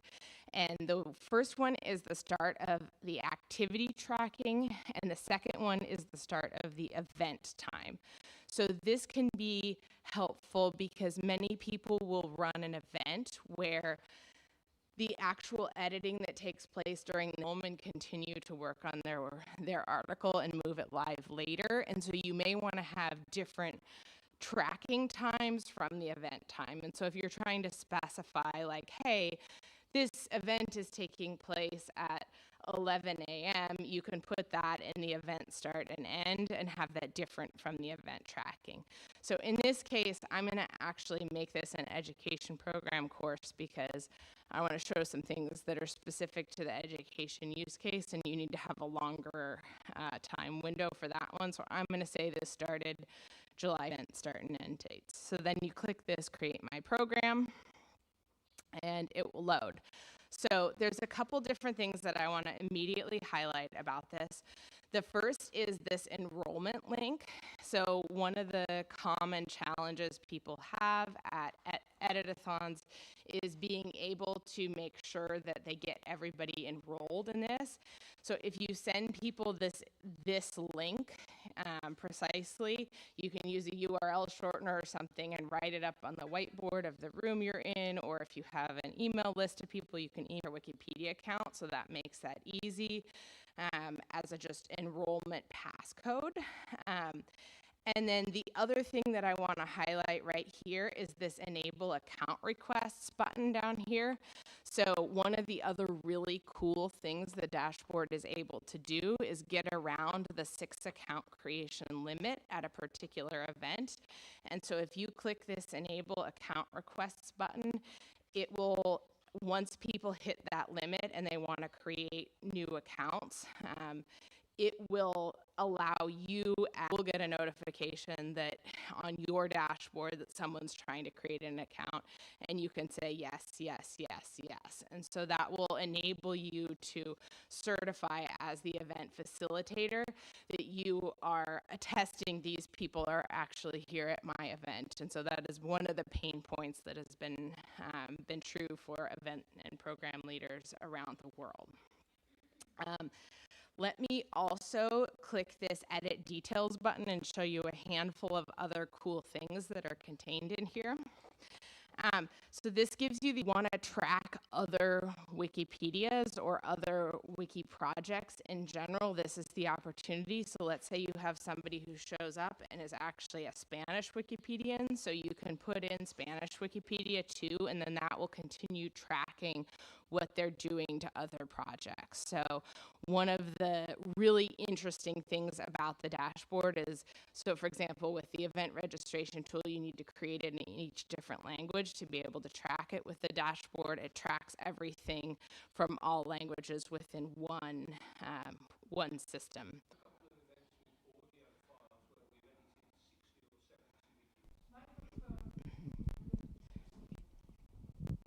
Here we go.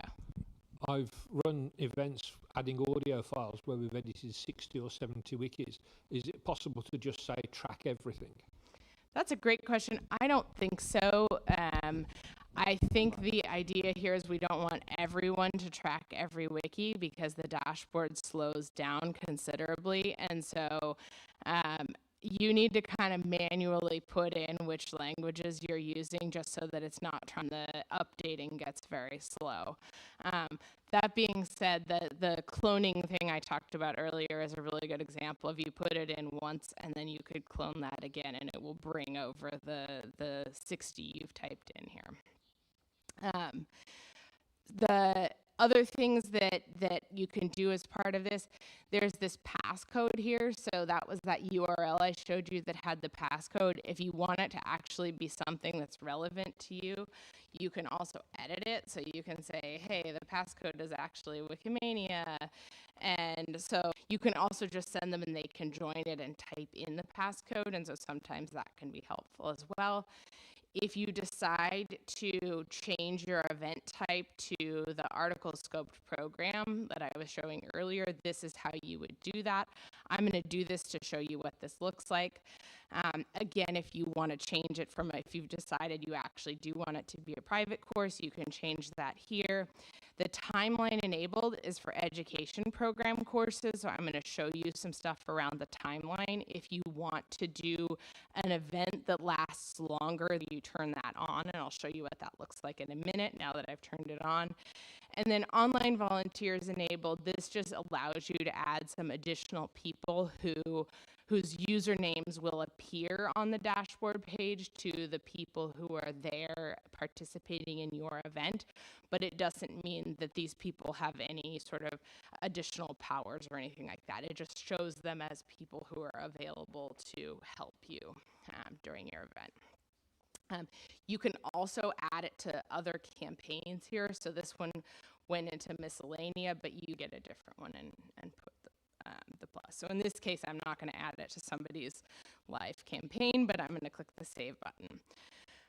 So one of the things you'll see that has changed here is there's now this timeline button. So let me show you the timeline button. So this is mostly for education program courses or any events if you're doing a series of workshops that happen over multiple weeks where you're engaging contributors not just once. The timeline is your core in your activity and tracking at the very beginning. So this is designed to be something that is for longer events and not just shorter events. But if you're interested in this, you can start editing the week.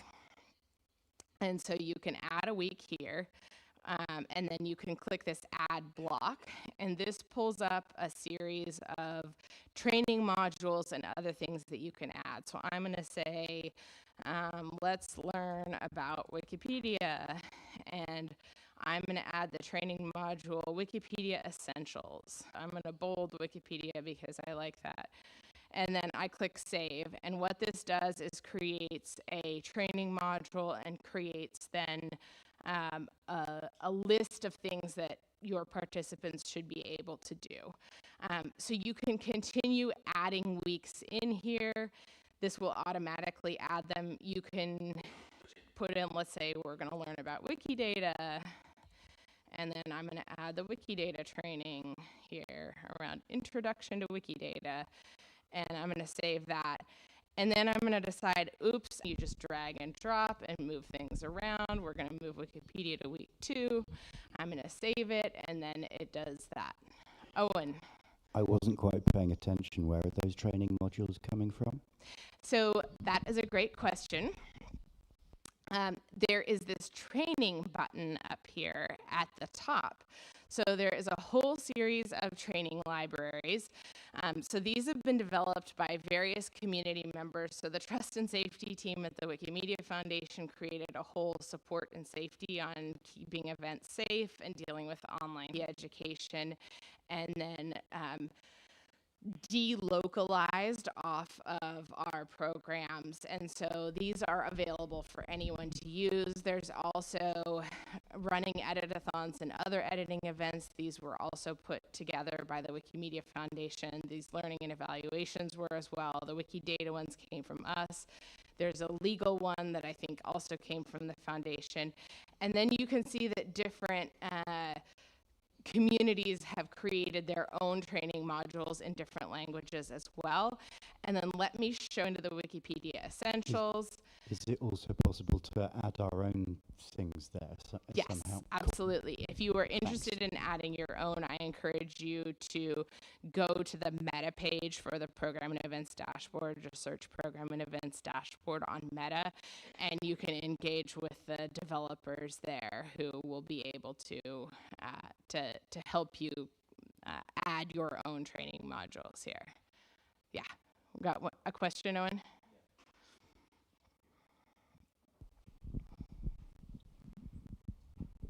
I was wondering if you are aware of any wikis that have, gave up their local pages to refer to the outreach dashboard for this or any training, actually. Yeah, I'm not aware of any who have moved all of the trainings into just this, although I'm seeing this picture is now broken, so we will have to fix that. But let me show you sort of how communities have used this. So if you click in on right here that says Wikisource, which I know is confusing because that's also the name of one of our projects, but what it actually means is where is the Wikipedia source code that is driving this page. So if you click on it, what it does is it opens the page in Meta that has all of the text of these, and Translate Wiki is turned on and everything is coded. And so as you can see, large numbers of languages here. This is actually looking kind of small for me. Large numbers of languages here have through each of the slides, and you can see the specific slides for each of these each of the different training modules here, and all of these are available for translation using the Translate Wiki. And then if you are doing that for your community, just let us know and we will push the translations back. And the dashboard is also available in different languages. I'm showing this to you in English, but let's say since we're in France, we're going to look at this in French. And so you can see it as well, in addition to having the text of the training modules where that has been translated on Meta using Translate Wiki there. Any other questions about trainings before I go back to my timeline? Okay. Oh, one more question.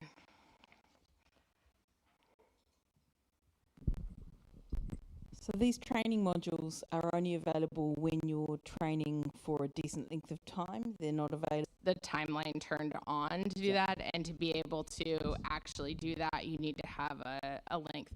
Now, that being said, you can certainly do whatever you want on your timeline over here, right? If you only really have 1 week, right, you can just say your event goes for a long time and then just have 1 week, and you can put all of them in here. So you can add multiple training modules. So let's say I want to do Wikidata community and evaluating data on Wikidata are all going to be training modules I want to sell.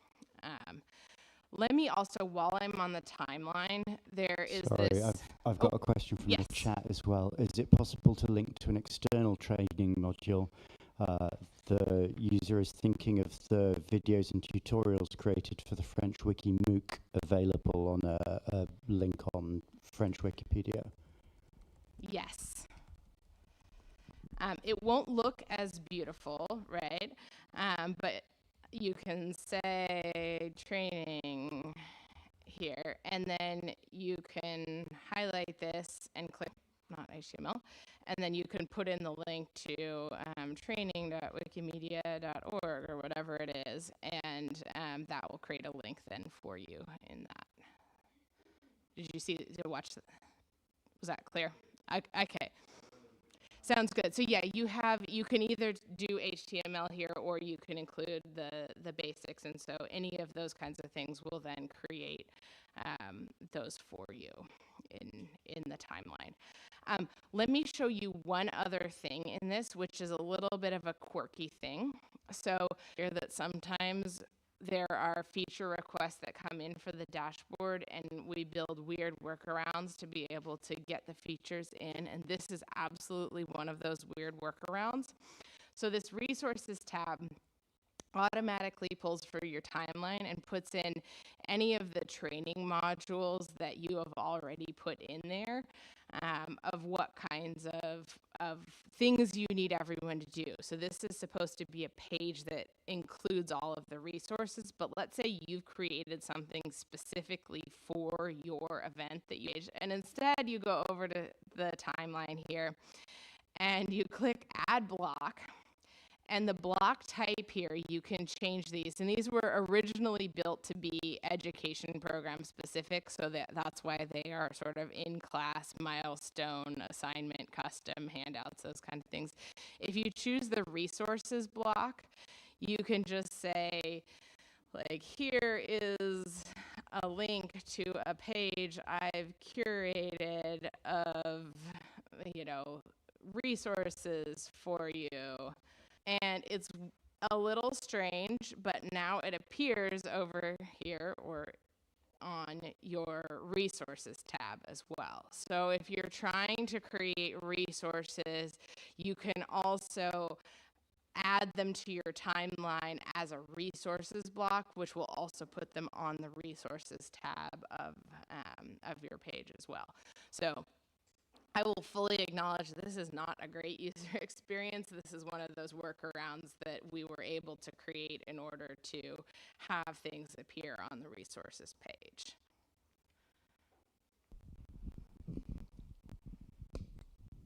Is it possible to not have the timeline but still do the resources, so you can just I guess just add in a series of resources, have a resources page. That's a great question. I think you have to have the timeline to put them on here. I am going to delete the timeline and see if that still appears there.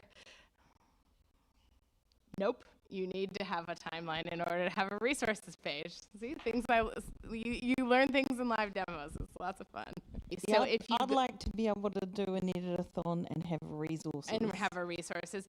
I would encourage you to go to the meta page for the program and events dashboard. There's a very active talk page there, and the team that's working on developing the dashboard is responding to folks on the talk page. So feature requests on that talk page are definitely welcome. And Thank there's you.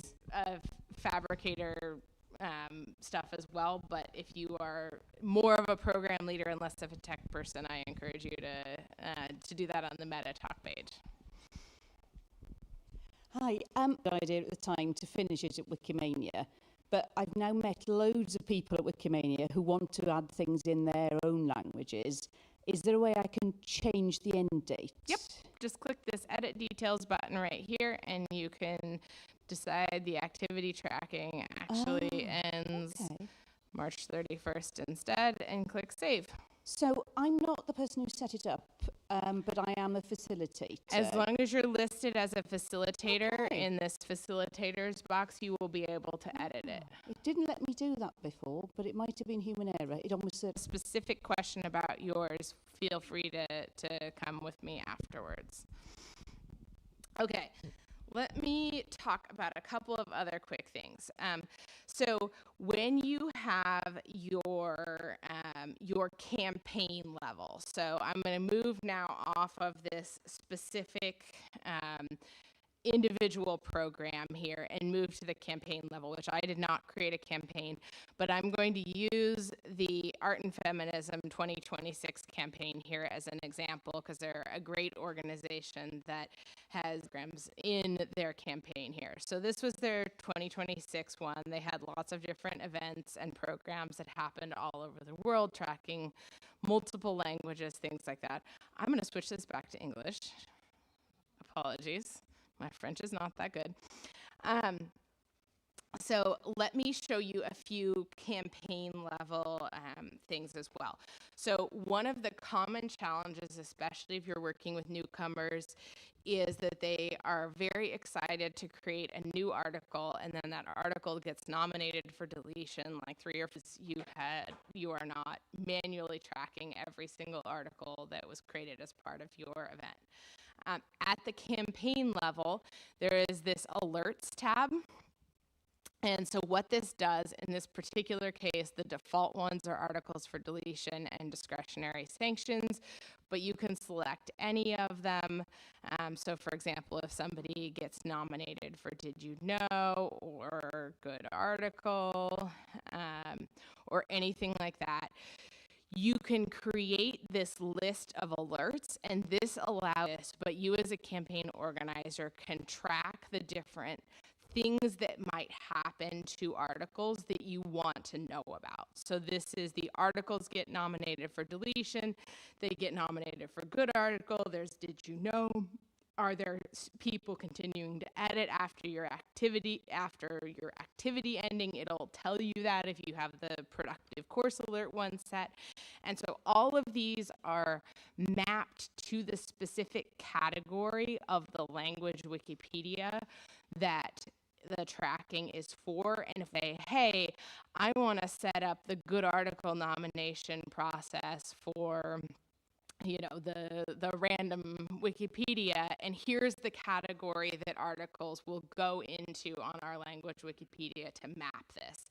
And so then we can create this alert system. So we have this set up for English Wikipedia because this is our home wiki that we work in, but we can absolutely map these same ones. Or if there's any specific kind of alerts, if there's something that happens to an article that it gets tagged with a category, then we can going on and be able to see, hey, I might need to sort of jump in here and do this. So for example, I'm going to look at this articles for deletion alert of this, whoops, I need to click over here.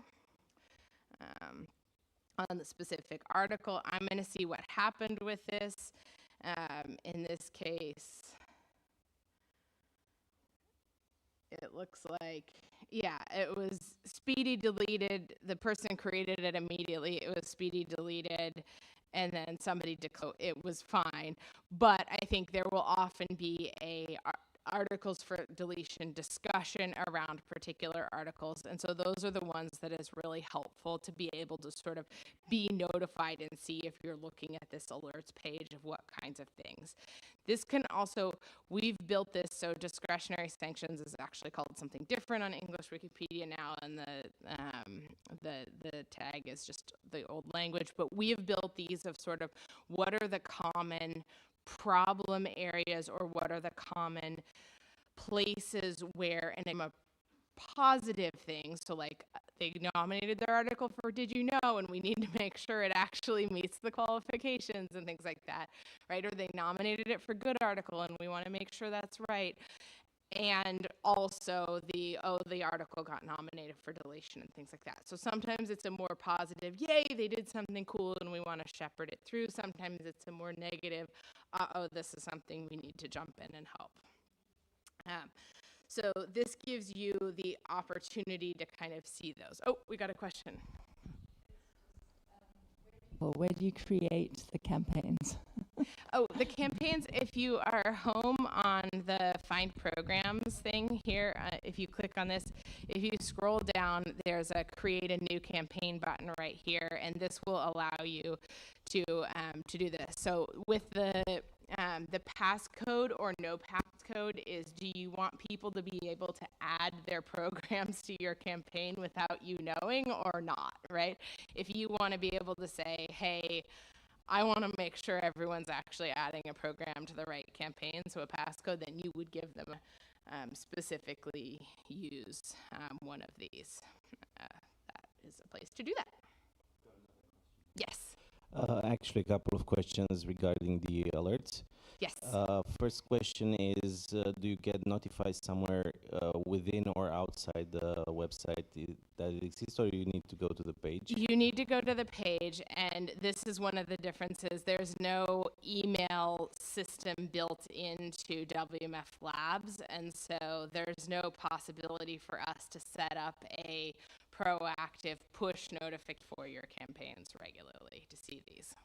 The second question is, do you use Wikidata to link the categories that needs to be tracked, or it needs to be manually done?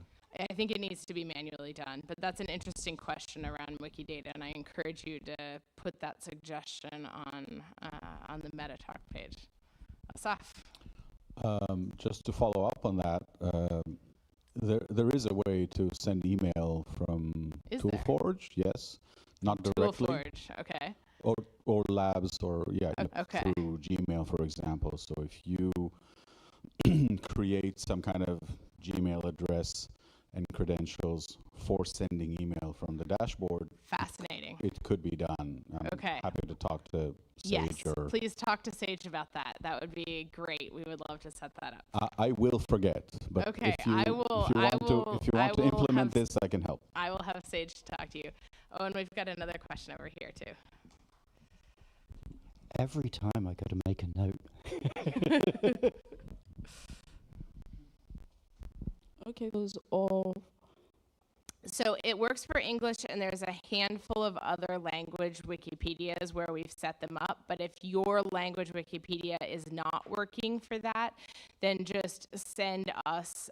You can see the contact information on the Program and Events dashboard page on Meta, and you can say, hey, for my language Wikipedia, I would like alerts set up. Here is the category for articles that get nominated for deletion in my language, and then we can set those alerts up for you.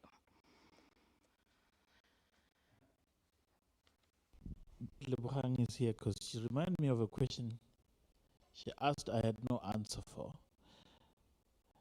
When we run events, we usually teach students to edit on main space and then to use the translation tool. Mm-hmm. Is there a way to when downloading the statistics, of automatically finding which articles was created via the translation tool and which ones were not.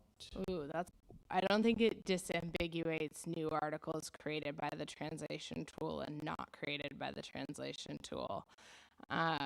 If that is a feature request that is important to you, please add it to Meta, though. That should be possible. I assume there's some sort of tagging that gets done to the article, so that should be fairly easy to implement. Okay, more questions? Okay, great. Hello.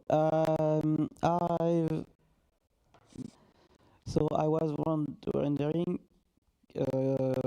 is there a way to use both? The campaigns extension and the dashboard? Yes, because one is specific to one wiki, and this dashboard is for as many wikis I want to. Exactly. There is a bridge between the two, and I am not as familiar with the campaigns extension to be able to tell exactly how to. You can put in a link to the dashboard page, and I think it just shows a link. I don't remember, but if you ask someone with more experience of running events than me, then they can probably tell you. I have a question about alerts. Yes. Is it is compatibility made with other projects as well? Yes. Which are not Wikipedia, like for deletion, quality articles? Yes. So if you want to say, hey, I would like to have, here's what I want the alert to be, and here's the category those articles are in, we can put that in very easily. Okay. Let me show you a couple. I think there's three things I want to specifically get to. One of them is the statistics. One of them is more an article scope program. And then one of them is our friend's original question about the year-long thing here. So let me show you the statistics. I'm going to go back to my art and feminism one here. So if you are on the home tab of a particular campaign, so at the campaign level, you can scroll down and there's this button that says download stats. And if you click this button, what this enables you to do is sometimes there's metrics you want from the programs, or you want to create just the list of the usernames, or you want to be able to have a breakdown of Wikidata activity or things like that. You can click each one of these, and I'm not going to do these because these do take a minute to just flag that these CSVs are here, that oftentimes people are looking for more information about the metrics that they're pulling from a programs and events dashboard group, and so this is the place that you would get those CSVs. And these are also, for those of you who are Wikimedia researchers in general, these are open for anyone to download as well. You don't need to be a campaign organizer to do this. You can download these for any campaign that is not marked as a private program. The private ones won't show up in these. Let me go back and talk about the article scoped program, because I forgot to do that over in my my test campaign here. So on the dashboard, there's a handful of tabs here. So one of them is the editors tab. So as you add editors, oh, and we've got another question from online. Yeah, another one from the chat, sorry. In the campaign stats, the number of editors, the total of editors that register to all the programs. But if some of them participated in multiple programs, they're counted multiple times. Is there a way to have the real number of in your spreadsheet program and just do remove duplicates for that. Yeah, another question over here.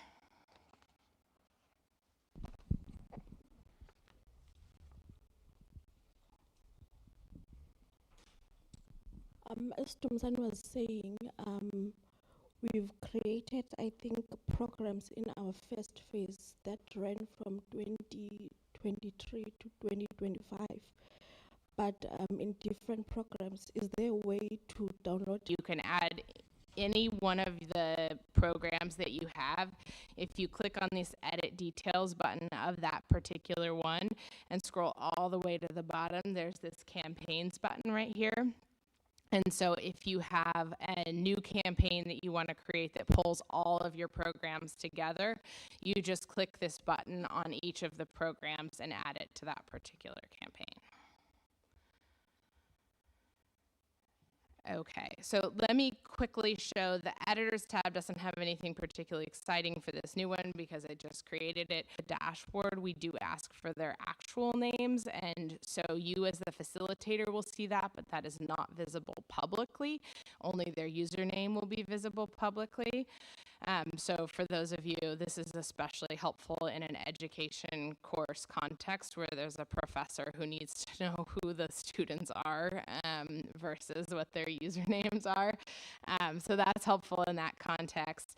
And then there's a functionality we've built that this is mostly for education programs where people can assign themselves a specific article that they're working on, and then it will also count the words added in article namespace, user namespace, and draft namespace. And so this can give you an overview of, are people mostly editing in draft or user space being sandboxes, or are they editing in main space? And this can also give you an idea as a program leader if you need to help people move content that's in draft space or sandbox into main space. If they worked there but didn't get done, you might want to follow up with them after your event to help them get that stuff. So if you're doing a commons activity, this uploads button over here will give, and this is not exciting because there's nothing in here, but it will give you a beautiful picture. It pulls in all the pictures or illustrations or videos from Wikimedia Commons that your participants have uploaded. So if you're doing a commons-centric event,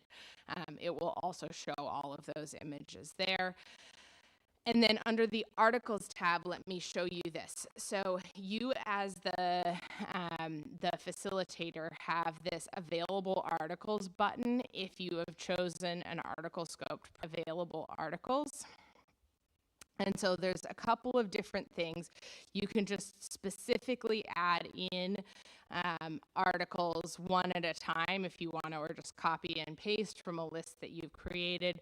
Or you can also click the find articles. You can type in here, categories or things like that, and go through a sort of article finder process there.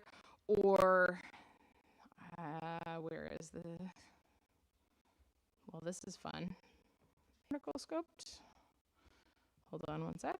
I did. Okay, well, you should be able to put a page file ID in there too, and I'm not sure why that's not working right now. Okay, well, I will have to follow up on where that went, but there is a way to add a page file ID or a specific category or things like that to limit the scoping in there in this available articles. And I'm not quite sure where that went to. So I will have to find that, and if you're interested in that, please feel free to let me know. Yeah, we haven't correctly. So if you want to add, say, I don't know, endemic article, endemic to, I don't know, Uruguay species articles, and you've got a category like that. Yes. You can add the whole category in there, and then automatically generate the list of articles in that category. It won't generate the list of articles in that category, but it will scope. Well, it might actually do that. This functionality looks different than what I was expecting, so I'm guessing there was some work done on this, and I don't actually know exactly how this is working right now. So articles that anybody is editing, it should only track edits to the articles in that particular category. Okay. Yes. Thank you. And if you are interested in this specifically and cannot figure this out, please do feel free to reach out to me after this session. Okay, I've got 2 minutes. So the last thing I want to talk about is the updates here. So it typically takes a couple of hours for the first update that is made, which is a process of just how many people are using the program and events data. Limits it to 1 year because the statistics updating process takes a substantial amount of time, and if we have updates that are tracking more than a year, then it is checking what happened to those articles. If an article gets nominated for deletion or things like that from a prior year, it's still tracking that. And so we try to limit it to 1 year to enable those editathons to have a reasonable update time of the statistics. So it's not 2 days after your editathon, you finally get the statistics been down. Recently, there's this great program called Coordinate Me, which is all around Wikidata geo-coordinates, and that campaign has required substantial updating, and every time it updates, it has been bringing the program and events dashboard down. So our tech team has been working on trying to get that performance back in action. I think it is certainly a challenge, and it's something we're working on and spending a fair amount of time trying to at time. Yes. Oh. I might have missed this. Apparently, we can create accounts via the dashboard. Yes. Could you please show that again? Yes. So on the home tab of your individual program, if you scroll down to the bottom, there's this button that says Enable Account Requests. And so what this does is once people hit the 6 account limit on your email, and then you as the facilitator can go in and just click approve, approve, approve, and then it will automatically email them a temporary password and prompt them to log in, and creates their account for them. So if the home wiki is set as one of the ones that have let me double check that I've got this correct. Yeah, that has the on wiki edits enabled, so that's Portuguese, Czech, on English Wikipedia. And do I have, as the events, as a facilitator, do I have to be an admin for that? Or? No. Okay. The dashboard has the account creator user rights to be able to do that. Nice tool, thanks. English, Portuguese, and Czech. So it will just create the account. The home wiki of those people will be set as English Wikipedia unless you're doing the event in Portuguese or Czech. Okay, we got one more question at the back, and then I'll just hang out in the hallway here.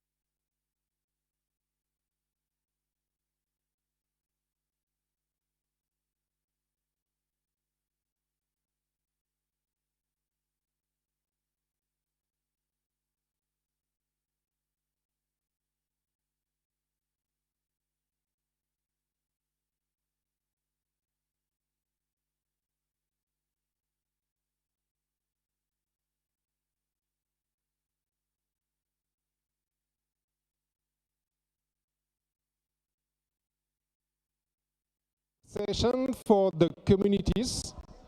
So today we will have 4 lightning talks about various topics that all relate to communities.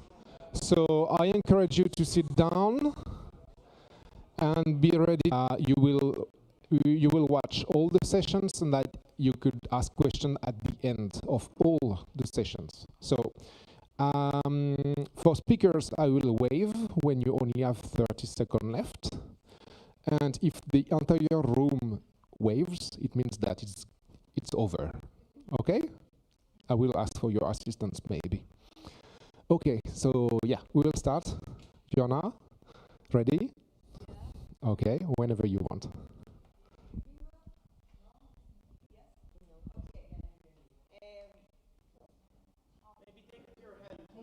Yeah, maybe. It's okay? Yes. So I have to start again. Yeah, start again. Okay, my name is Joana Botero. I come from Colombia, from Wikimedia Colombia. And today I want to pose a question. What happens when memory disappears? Imagine that tomorrow the institution investigating one of the largest human rights violations in your country disappeared, and the 6,402 plus web memorial. The problem is that between 1980 and 2008, there were 7,837 victims in Colombia that were killed by our national army. They were presented as guerrilla fighters, but they were civilians, people, most of them from the countryside, poor people that our army presented like this because they wanted to make us think that they were with the priest process or the priest treatment. The special jurisdiction for peace started to investigate these crimes, and there's thousands of pages of judicial rulings appearing from 2016 till now. So there's lots of PDFs. And what we're doing is operating with this Wikimedia workflow. We read the judicial rulings, we structure the information collaboratively in the historical memory collaboratory and Minga de data in commons and in the web memorial itself. This is the memorial. It's a demo that we prepared for you. So yeah, the idea is not only to use the technology, but also to build a community around this. We're working with people like artists, Wikimedians, historians, programmers, data analyzers to produce this memorial that is data visualization, but also stories. And Dillion is a victim. Every point there is a structured data and Wikidata. And every biography is connected to a family, and it's also published in Wikipedia and Wikimedia Commons. So yeah, the idea is like how we can build this, how this open knowledge is not only inside a database or databases or in the Wikimedia ecosystem, but it could be also. Year was presented also in other places, non-Wikimedia places, for example, in the first symposium of memories of memories in the University of Granada in Spain, also in Lima in a museum, in the National Museum of Lima, MAC Lima, and in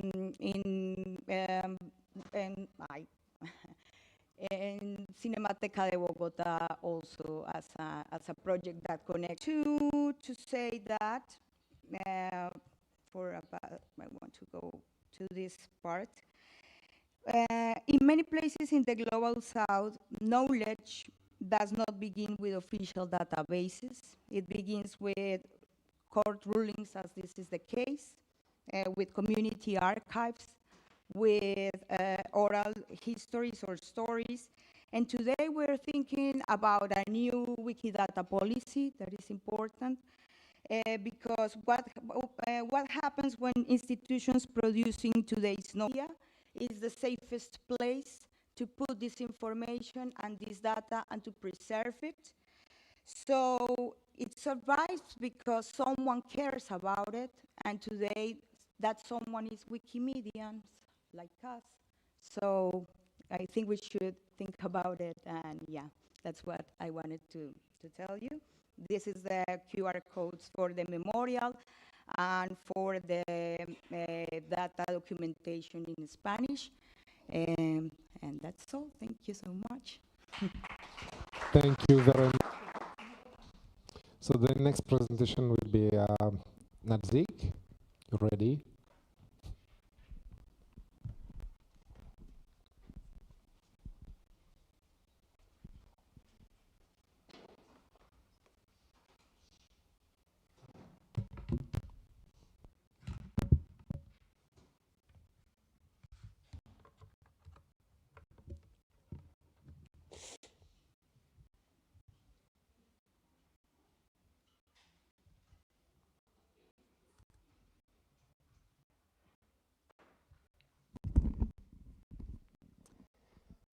Hi, welcome. Oh, too bright, sorry. Hi, welcome everyone. My name is Maciej Nadzikiewicz. I'm from Poland. And today, to, let's say, honor Julius Verne, I'll take you into the travel of around the world in 365 female biographies on Wikimedia projects.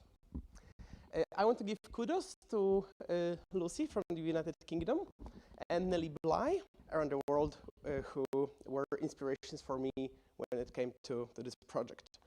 And I have created the red line ending at 219 are the articles that made it to the front page of Polish Wikimedia. I'm mostly showing you this to show off, but I really care about this project and I really put a lot of work into it.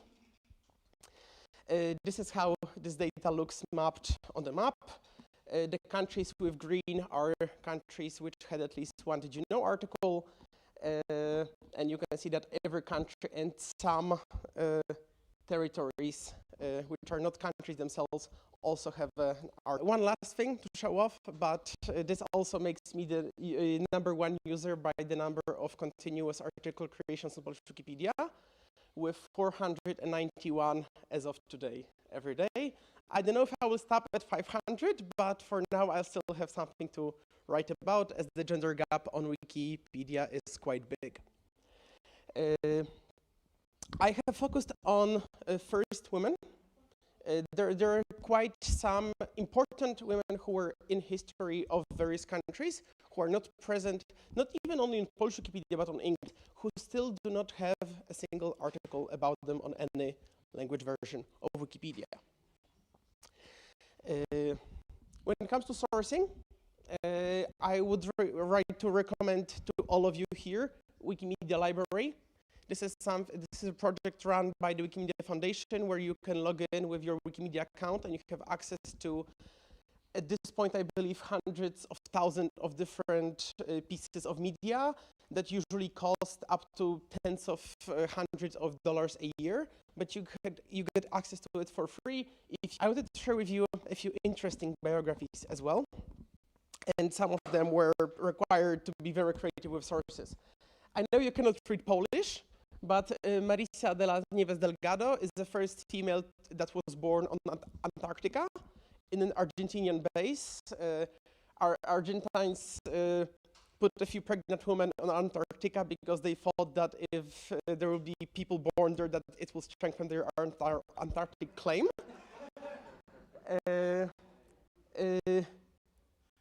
Such Batarin Janjma. She became an interim president of Mongolia when it was still a communist state in Chinese history. Carol Warren, first female mayor of a very small island, Pitcairn Island. It's a very small British territory of just 50 people, and the administrator of the French Antarctic and Southern Territories also in the middle of the ocean, and she just became it in 2022. So there are many, many places that are still only getting their first women in power. Thank you all very much. I'm user Nazik Maciej Nadzikiewicz. I'm happy to talk with you a bit more about that and show you some interesting things. Thank you all. Thank you very much, Nazik. So now we'll come on stage, Justice and San.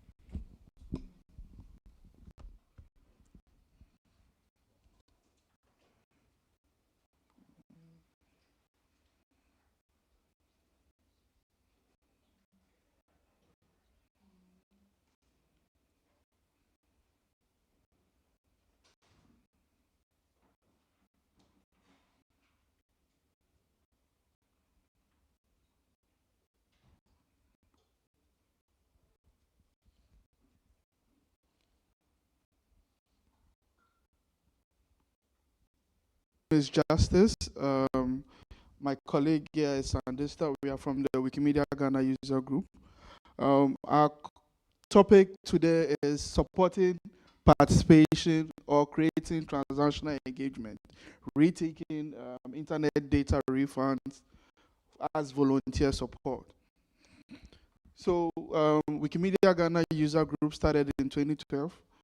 We've been conducting outreaches, editathons across 16 regions in Ghana.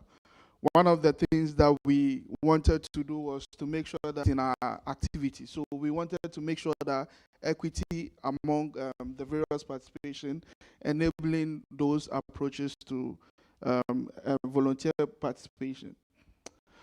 So the virtual participation story. So in 2020, we all know COVID happened, and so we're all home.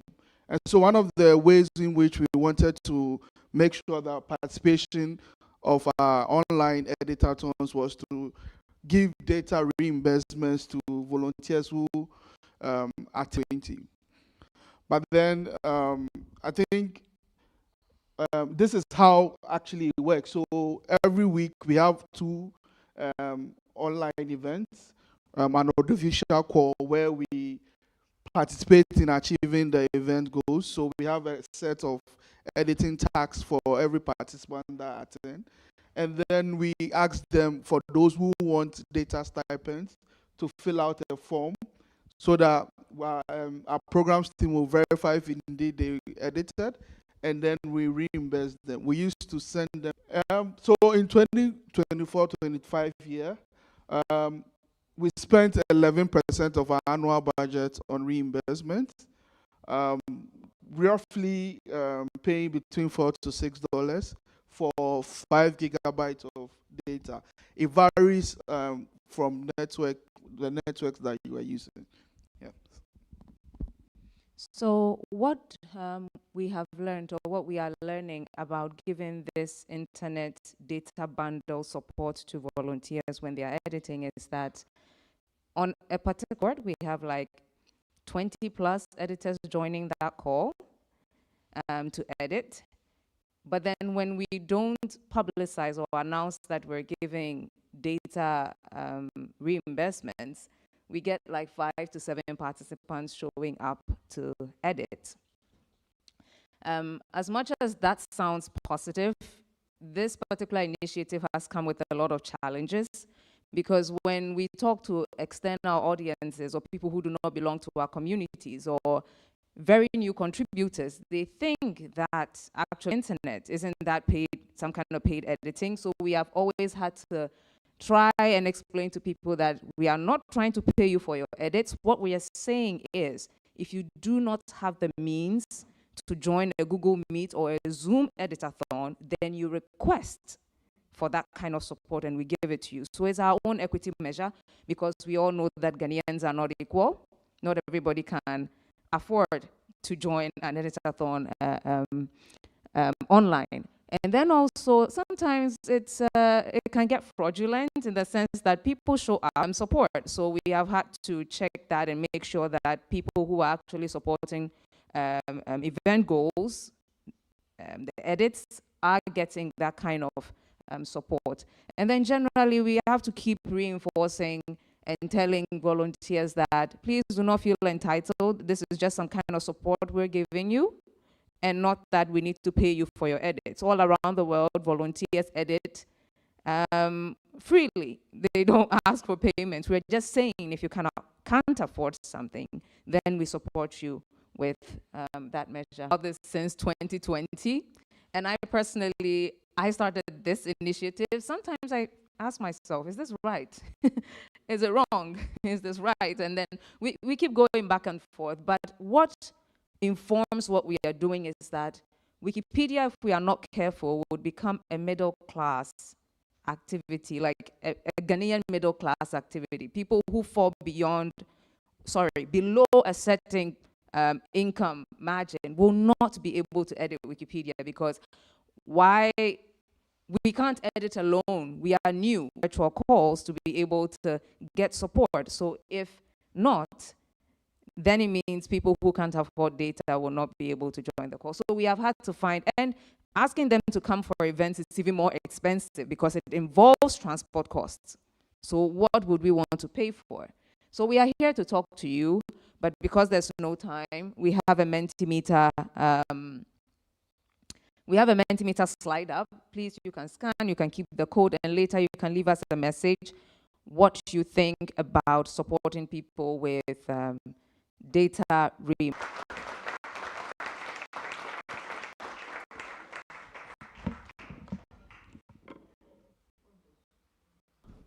Thank you very much. Maybe we could redisplay the QR code after the session. We will have Brian speaking, and then we could reset up. Okay. Yeah.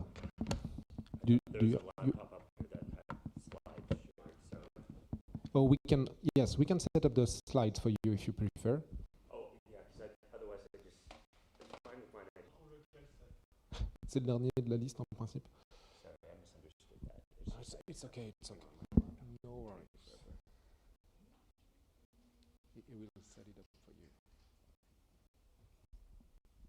Sorry.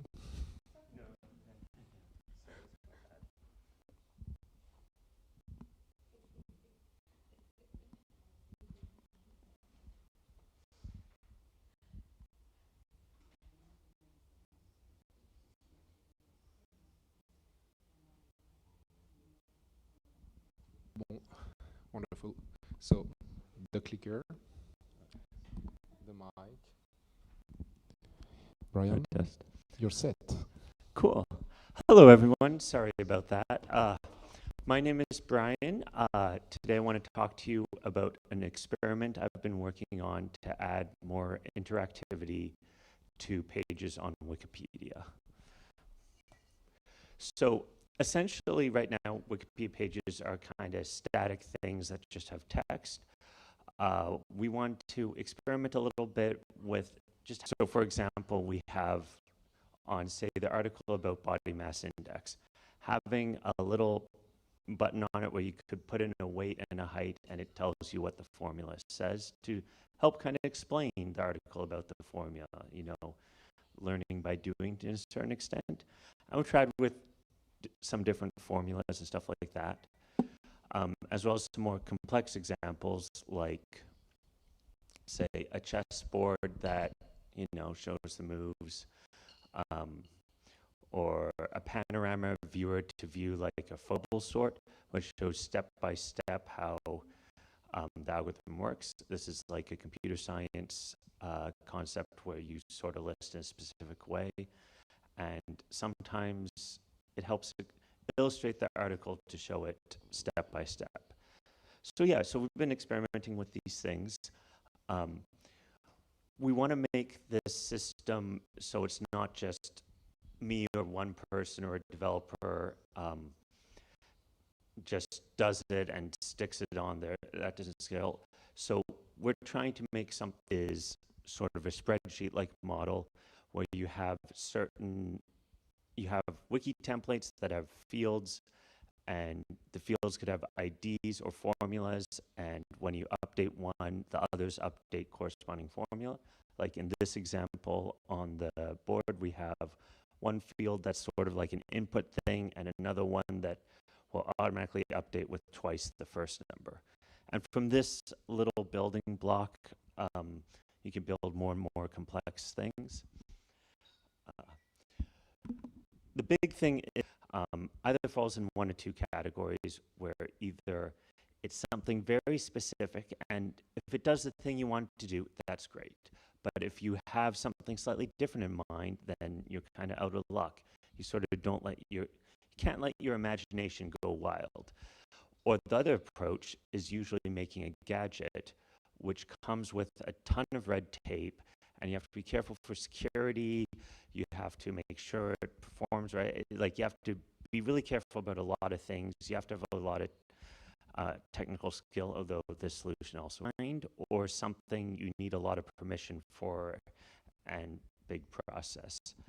So here we want something that's just like any other edit. You can do whatever you want, and if it's bad, someone reverts to you. There's no big security risk, or no one can hack anybody. You know, it's just like any other content. You can experiment and you can edit, and whether you're an anonymous user or an admin, all the same, you can edit and make your stuff and hopefully make something useful. So yeah, there's like this, as much as I do say anyone can edit, this sort of system does require a lot of knowledge of how CSS and stuff, templates work. So it isn't exactly the most simple, but still, I have a tutorial link and documentation. Additionally, like, in some ways, the hardest part of all this is coming up with ways to things that would actually fit in Wikipedia's scope and tone, because like a lot of interactive elements kind of look. So if you have ideas, tell me. I would love to hear them. And yeah, that's it. Cool. Thank you.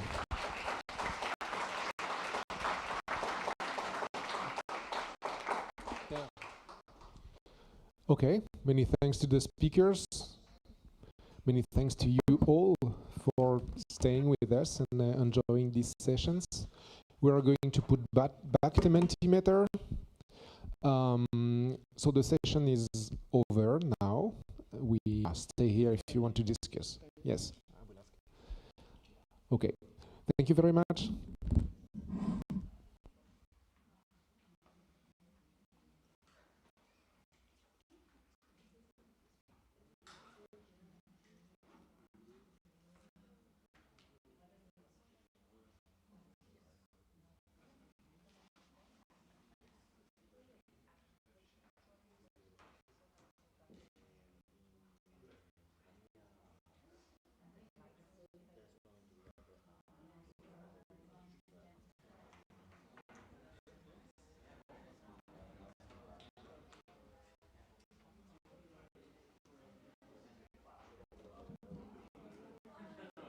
So, for the ones who would like to scan the QR code and participate to the Mentimeter, you can do it right now.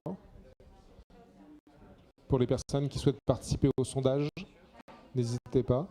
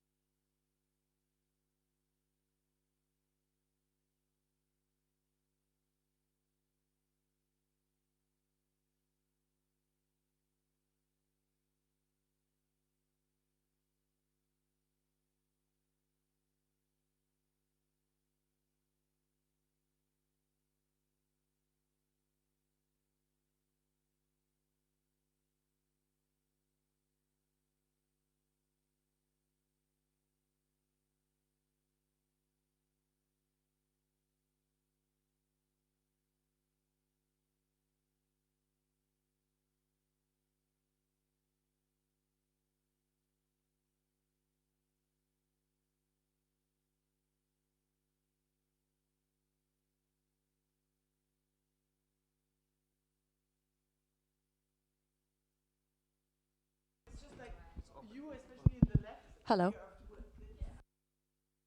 And also, anyone with a red lanyard, the camera is there. If you want not to be on camera, don't sit where that camera can see you. If you do sit where that camera can see you, please take off your red lanyard, because people in on the stream correctly get very upset about being able to see people with red lanyards when they shouldn't. There should be fine. There should be absolutely fine. The camera's there.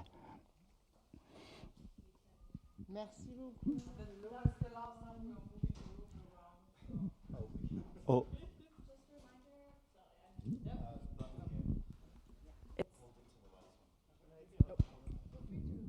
Okay, there we go. Hello, everyone. Welcome.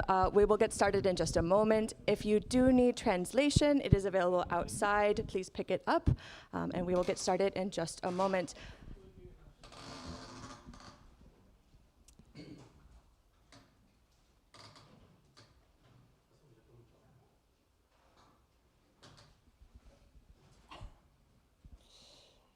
So, welcome.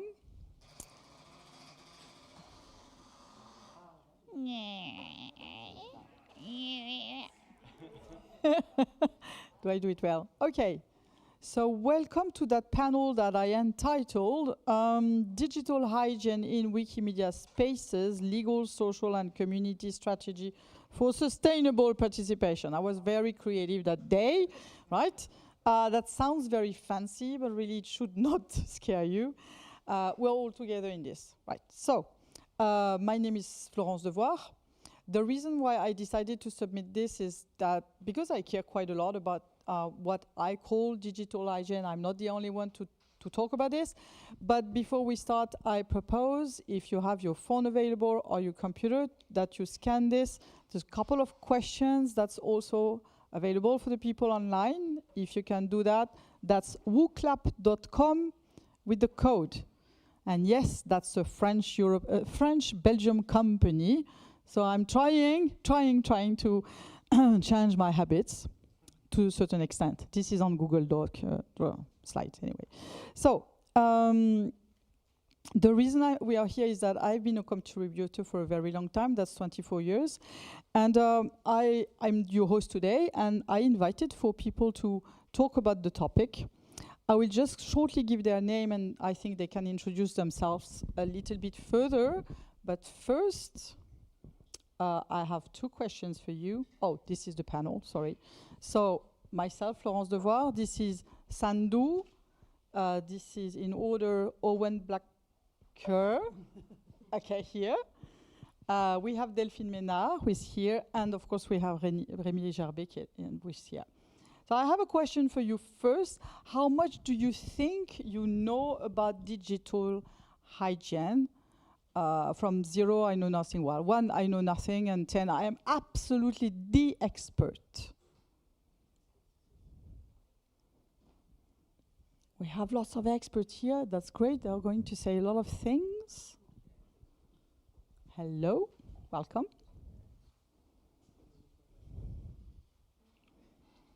So do not hesitate to continue whilst we are going. And then I have, whilst they introduce themselves, I have another question for you, which is more of a word cloud. When you hear the word digital hygiene, what comes to your mind? And normally you should be able to add several words to this.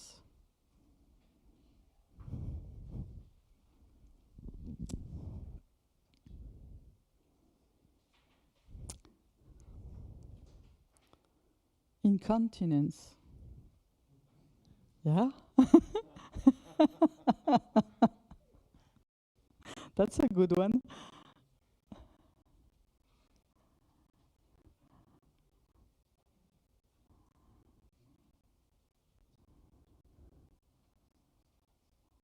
Lots of good ones. Being civil meant a big one. Okay, great. So I would like first to ask the panelists. I'm going to ask them directly 2 questions because of the time, just make sure to manage your own time to start with. to the two of you, to all of you, please very shortly introduce yourself a little bit better about what you do if you want to add anything. The second will be what does digital hygiene mean in your context? So I'm not looking for a very general definition, in your opinion. Who wants to start? I saw Owen had his hand like, nah. Okay, so picking one here to start. Thank you, Florence. So I am Rémi Gerbet. I'm the Executive Director of Wikimania France. And for me, what does it mean?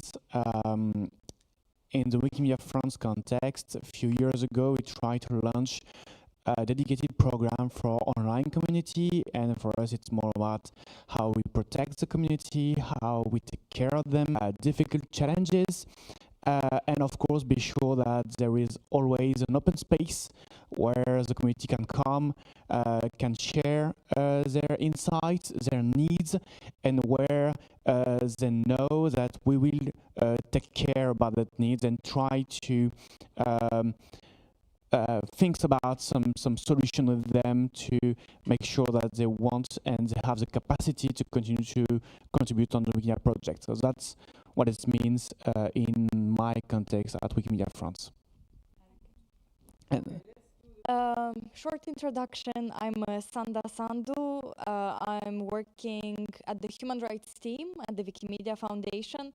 Very shortly, probably some of you don't really know about the Human Rights team, but our main objective it is to support volunteers, editors who are at risk due to their good faith contribution to the project. So we are here to protect and to ensure the human rights of community members.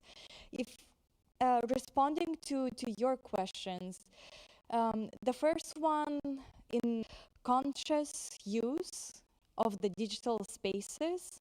And I think that's really a key aspect, because we do understand that there are a lot of risks out there, but it's important to understand those risks and then to have the mitigation measures in place to make sure that we are using the tools that are there, the digital tools, in a safe manner.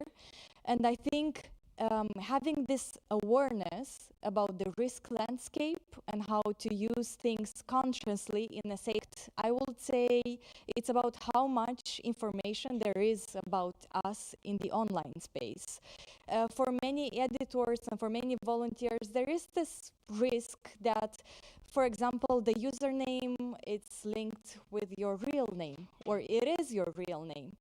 And depending here, of course, about the jurisdictions or the country where you are based. For example, if you are in a democracy, of course, that doesn't really, it isn't a big problem for you.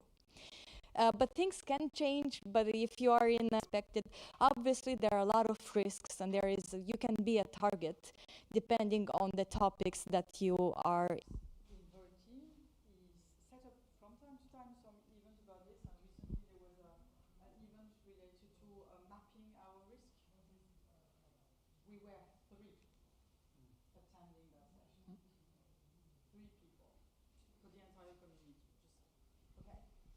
My name is Delphine Ménard, user Notafish. I am on the GRDC in the Wikimedia world, but I'm here more because I am the HR manager at an organization called APC, Association for Progressive Communications. And our work is a lot around this topic. We do a lot of digital advocacy, human rights on the internet, etc. So that's a bit where I'm coming. But also coming from my HR kind of view, I think that a lot of the what digital hygiene means is all the things that have been said, but also I work in a completely online and virtual organization. We're 60 people in 25 countries in the world. And I think that aspect of being isolated, being alone in your office, working with other people, not having like the actual human contact, might be one of the things that that is important in my context, trying to kind of have this feeling of working together. That's one thing. And I think the other is mental health and really thinking about, how in our world, okay, in this I will add the fact that I'm the mother of a very representative sample of 2 kids, teenagers, but also who are grappling with the question of what they do online and what they don't do online, and having these things, I think, in our communities are really important. Really thinking about how do we support people who come online because they're looking for something that they might find in a way that is not as healthy as one might think. So I think these are the things that are interested in, and I think mental health. And the privacy thing is kind of like the outside thing, right? It's the thing that what you put outside, but also what do you come as a person with? Like, what is the inside thing that makes you contribute? How do you kind of like receive the messages that you receive and things like this? I think that's super important. I'm Owen Blacker, and as a perfect example of what Sandra was saying, my username is Owen Blacker. I'm the chair of the board of the Wikimedia LGBT+ user group. I'm fortunate enough to live in the UK, which at least so far hasn't yet become dangerous for me to be editing on queer topics with my own name, but there's plenty of time yet, and definitely going in the right direction. I've just noticed that the prompt in the document that you sent us to prep for reads in 1 sentence, and I'm nowhere near 1 sentence, so I'm going to apologize. But to expand on an example, with an example from what Sandu was saying, there's a super straightforward example of like protecting yourself, is that we had users in a region where homosexuality is punishable by death, who had put their name, address, and phone numbers on their user page while editing on queer topics, and don't do that. Don't do that. But also, like, it's important to bear in mind that we're a big community in solidarity with each other, and you don't have to engage in conversations that are like bad for your own mental well-being. Like, if you're feeling emotionally drained at the moment, don't go onto the talk page of anything about trans people. Like, just don't do that to yourself. That other people can handle those topics if you're not, feeling up to it at the time. And certainly, for example, with the recent controversy among Wikimedia Spain, many users in Spain have disengaged from working with the affiliate because there's only so much that minoritized people can find the energy to argue with ultra-conservative supporters. Like, not all conversations are good for your mental health, and if you're not in a place to have those conversations, other people can pick up that task. Like, come to the, if it's a queer thing, come to the Wikimedia LGBT+ Telegram and say, look, there's a thing over here and I do not have the spoons to deal with it. Can anyone give me a hand? And we will. Like, that's what solidarity's for, right? I'll stop there. That's like 12 sentences. 12 sentences. I knew they were not. You didn't say what was the most overlooked challenge, in your opinion. I think privacy, and I join the other speakers around the table here. 2 years ago, we had a very hard attack on the French media, specifically targeting Wikipedians and threatened to reveal their identity. And I agree that I think in our communities, this is a topic that just raise, people just start in France, understood that this is a threat that can come for the next few years. So this is why in Wikimedia France we also try to have some partnerships with other associations to help us to train our volunteers and maybe have some good practice that have to be put in place here. Yeah. And I realized when Wikimedia France set up these lines of support, sorry? See how we are shut up. Silenced. Silencing. That's better. No more silencing. Okay. One of the things when I started looking at what Wikimedia France was doing, setting up the legal support line or the psychological line, I honestly wondered which other organization were doing that. and I couldn't really find any information. Even when I started looking of who was adopting really the UCOC and implementing it actively, such as providing training, I couldn't really find any information. So it seems that most of this information is siloed in our organization. So I wanted to ask you, I feel there are three tensions within the community, and because of the time we can't talk about all of them. So choose one that you would like. I think the three tensions as I felt them. The number one is the question of individual responsibility versus collective responsibility. So for example, how much should contributors protect themselves and how much should community protect the individuals? That would be one just within the project. The second one would be community autonomy versus institutional protection. So for example, when do communities suffice? When should we actually actively get involved as an organization, such as, for example, we organize Wikimania.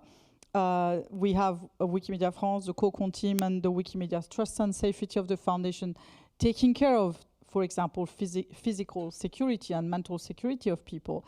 But for other local gathering, it's done by the community. So when should we actually move to something more institutional? And the third one is always this tension between sustainability and openness. You somehow captured on this. For example, when should we require real name? When should we actually require only username? When is it a good idea to reveal those things? Typically when we do gathering, that's an open question, what appears there. So would you like each of you to pick up one of those themes and say what you think in relation to these tensions? Who wants to start? You need to. Okay. I mean, I'm the cis white guy with a grey beard, so clearly I should go first, right?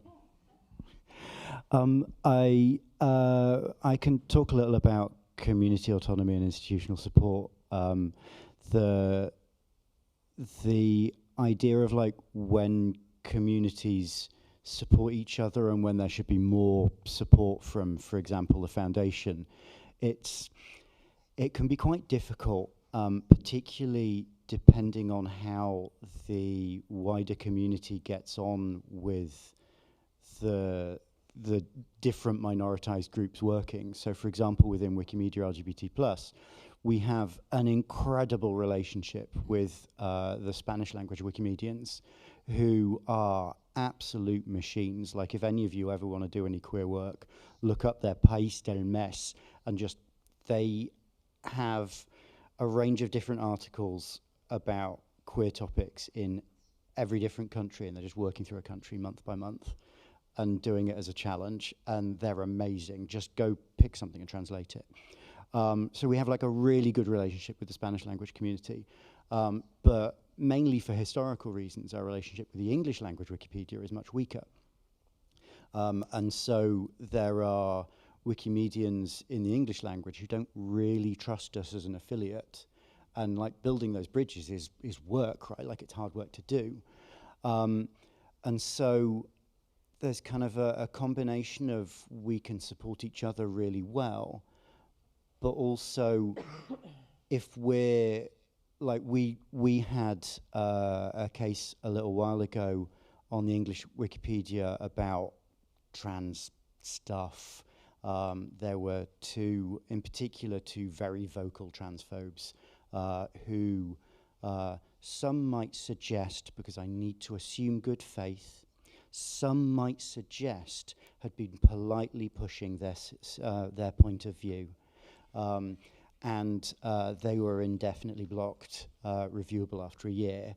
But at the same time, it felt like there was a quid pro quo that a trans editor also had to be indeft and reviewable after a year. And I'm not unbiased in this. I know that the arbitrators involved would describe this differently, and I'm not saying I'm right or that they're wrong. But from my perspective, it felt like the trans editor was mainly indeft from having suffered a bunch of attacks directed at her and reacted to them once she lost the ability to let them wash over her. And like, that's hard to do. We're all emotional beings. It's difficult to have a bunch of stuff thrown at you and not at some point snap. And like, I can see that it's perfectly legitimate to say that an editor who does snap is clearly not behaving civilly and should be warned, disciplined, in-depth if it's a big problem, like whatever. But that's also a double standard against a minoritized community if you're treating the majority and the minority on a level playing field that isn't actually level, you know? I think I ADHD wandered, so I'll give the mic to somebody else, please. I'm going to take, sorry, I have to, the tension one, individual responsibility versus collective responsibility. I think this is one of the hardest ones. And the reason for that is that the energy that you put in one person is energy that you don't put in the whole. So it's a really hard kind of, both a hard line to find and a hard balance to strike to make sure, you know, how much can I do to protect. So let's take the change from, you know, having your IP and not being anonymous, right? To that is something that as a collective, yes, we can tackle, and we know it wasn't easy in any kind of way. And that it introduced other problems, but that is definitely something that the collective can take on. But whether you put your name or not on your user page, that has to be something that you decide, right? And that you have to think. So I think that the collective expectations should be that we give as much information as possible of what can be done or what cannot be done. And what also, I think edit histories and things like this are things that are hard for people to grasp when they first come into the community. So they might write things that they will regret later, or working with their, as you say, your real name in articles. And this is something that we have a responsibility as a community to really make sure people understand from the get-go. However, there is only so much you can do. Like, there is only so much you can do. There is only so much you can say. I think that there are things such as in our culture, I'm going to call it edit countitis, right? We celebrate the millionth edit, but does that mean that someone spend, 12 hours in front of the computers every day just editing our projects or not? Like, can we judge as a community what is good for you, what is not, right? But truly thinking that an edit count is something that is to be celebrated has, good and bad sides, right? Because if you think that it takes so much time to make one edit, then celebrating and means that someone is spending so much time in front of their screens. There's a whole also kind of hygiene around, how do we bring people together in the real world, and what does that mean also for their online kind of persona or their online kind of safety. I think that we have bad and good stories as well, right? People who come out of their shell because they manage to kind of meet other Wikipedians and find this, but also people who have like really traumatic experiences in meeting other people or in being in different settings. So I think this is a really, really hard balance to strike, and unfortunately it's something that we probably want to do a bit kind of on a one-to-one basis. And the difficulty with this is, how do we know? How do we know how to help? How do we know who to help? Because people just won't find the ways or won't find the paths. So how do we make sure that the paths are there for people to get to trust and safety, to know that they have, legal support at the foundation or support in the community like Wikimedia France? I think that's one of the really hard things. And I work in HR, and it's a bit of this where people do people know enough about what it means to be an employee or not, and how much is my responsibility as the organization to teach them that, and how much is their responsibility to know about this. And I think that's really difficult.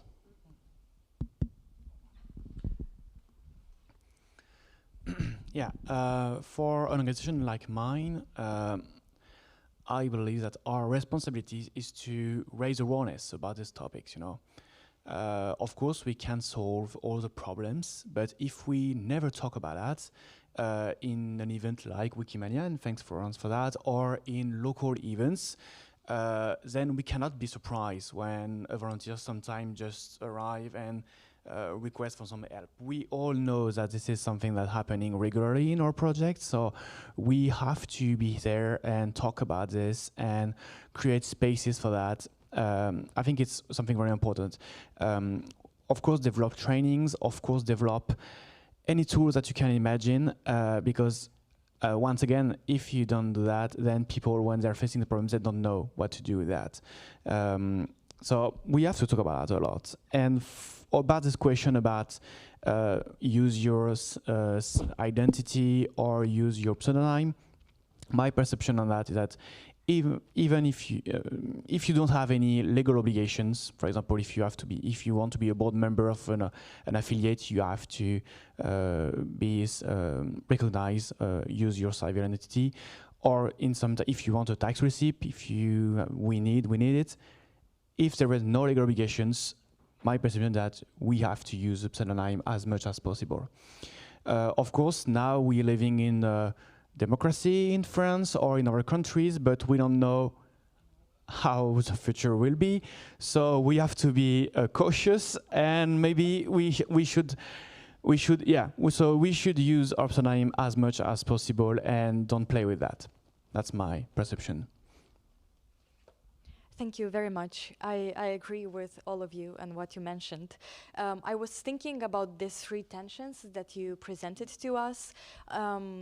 I have some things to say about each one of them, but probably I was thinking more about the sustainability versus openness. My reasoning is that not necessarily this is a versus, but I think they are working together, because for a sustainable project, and we need for the project to be sustainable, I think for the future of humanity, of the freedom of expression, freedom of speech, freedom of education, and the right to education, we need for the project moving on to be sustainable. But for that, we need also for them to be opened. At the same time, I think one of the key ingredients for that to happen, it is to have protections in place and to safeguard the rights of the people that edit, the rights of the volunteers, and to make sure that they are safe. I think this very well correlates also with the institutional support that you mentioned, but also goes very well also with the individual responsibility, because as you said, we need to inform people. Raising awareness should be like number one priority, what we have to do, raising awareness about some of the risks, some of the threats, what community members can do to be safe. But at the same time, knowing that in place there is the institutional responsibility to protect those editors. For example, the Wikimedia Foundation is offering support to editors that are at risk, including legal support. But of course, this is in very special cases. But there is this institutional safeguards that are in place for editors. You are doing the same thing, which is amazing, supporting community members who are at risk. And I think a question that I have to all of you, including to the speakers, it is how we can become better to communicate. To communicate about the opportunities that there are, about the trainings, the workshops that we are doing, about the resources that are in place and translated in multiple languages. But I feel that sometimes there is this gap. And we have this challenge of communicating. Maybe we have to diversify the sources that we use in terms of communication, but really becoming better to let the community know about what is there in place to support them. And I also have another aspect which I thought to discuss, because it seems that we keep getting back to, we live in a democracy. Some of us live in a democracy, some others do not. Things are changing, and I really wanted to mention a key point about the trends that we are seeing, part of the human rights team. Some of the trends are that the attacks that we are seeing on democracy, on civil society organizations, they are becoming much more sophisticated as of lately. Some of them we can see what their planning is, because some of their playbooks are already online, and we can see how they are planning, what kind of tools they are planning to use. But knowing that the attacks are being more sophisticated, that means that we have to strengthen our resilience, our collective resilience. That means through raising awareness, having all the toolkits in place, taking care of our privacy and taking care of the rights. Another aspect is the democracy versus autocracy. I've been reading a report that is analyzing democracies around the world, and they are doing yearly analysis based on indicators. And right now, about 70% of the population of the world, they live in autocracy or autocratizing, or in a states that are in the process of autocratization. And this is a very huge red flag for all of us, understanding what the state of the world is, and that we really have to protect what we have at the moment, protecting democracy, protecting the freedom of expression, protecting what Wikimedia is, the movement, and everything that, especially our values. Yeah, coming back to the tensions, these are my thoughts. They may be a little bit chaotic, but I think it really correlates to all the free tensions that you mentioned. We have a lot of work to do, but I think we're also in a critical moment at the world stage, so we really have to be more conscious about that, and also about our rights, about our own safety as we are moving forward. Thank you.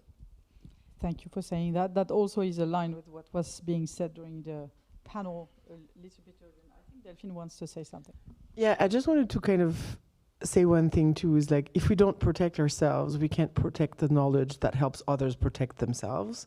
And I think that is really, really important. It's one of those kind of self-care ideas that people who serve others sometimes forget to protect themselves before they serve others. And I think that's something we really need to be very careful about. I don't know if any of you know that in January we actually convened in Frankfurt. Did any of you attend? I think you were there. You were the only one. Couple of BC as well. Yeah, so in January we went back to Frankfurt, down the line of memory, because that was where we did our first Wikimania ever, and that's when I met her for the first time, and that she became, well, the queen of the next Wikimanias, and that one, and just for the fun, where she met her husband as well. So it's mental health. Yeah. Anyway. The thing I found very interesting is that it felt the past few years we were always trying to find a common strategy. We needed to be together and have lots of talks during years, supposedly months, which turned into years and sometimes decades, to try a common strategy together, and then we never followed it, basically, afterwards. So I thought it was interesting in January that the idea was more, okay, let's try some experiments. Each of us, we are not trying necessarily to agree on the same path, on the same strategy, but even though we are looking for the same thing, but we try each of us to identify some things, some experiments that we can set up, try, and then come back to the others to tell how it went. Did it work? Which were the challenges found? Is it something that can be replicated? And I would like to ask the four of you first of one example you're aware that even if it's small, that has been working, that you want to share, and then I want to ask you all to share some experiments that have been done in that sector. So it might be any of the things there, and by the way, you can continue populating this if new ideas come to your mind. Do not hesitate. So a small something that you did and that you actually found that was working well and that could be replicated. Yeah, I will be very short. An exercise that we are doing with the team, and we really recommend also to others, it's self-doxing. I think that's a very good way to understand what information there is about you online, including maybe sensitive information, where do you work, your home address, your personal phone number, and many, maybe tax information. And that was very helpful. Within our team, we do that a couple of times just to understand what information there is about us and then try to manage that. Yeah, absolutely. So doxing means when there is information about you that is in the online space, and then people try to use that information to threaten you. We had, unfortunately, a couple of very serious situations concerning community members that were doxed, and there was public information: where do they work, their photo, their name, the address where they live, and that also came with a threat: we have to persecute, we have to punish this person. So unfortunately, in our experience, we dealt with some very serious issues like that, where public information about you that it's sensitive, it's public, it's out there, by a very simple Google search, and that can be used against you by bad actors. And another very short example, it is the Digital Security Clinic, Digital Safety Clinic, which is also here at Wikimania. We were here for 2 days. There is a stand with information on digital safety and recommendations for all of you. And I think this is something that can be replicated during other events. I think we are already for 3 years, we do that during Wikimania, but it's very easily to be replicated during regional events and other types of conferences. Having a stand, having an expert that is able to respond to questions and to provide a series of mitigation measures in case you have some problems or some risks. These are the two. Yeah, thank you.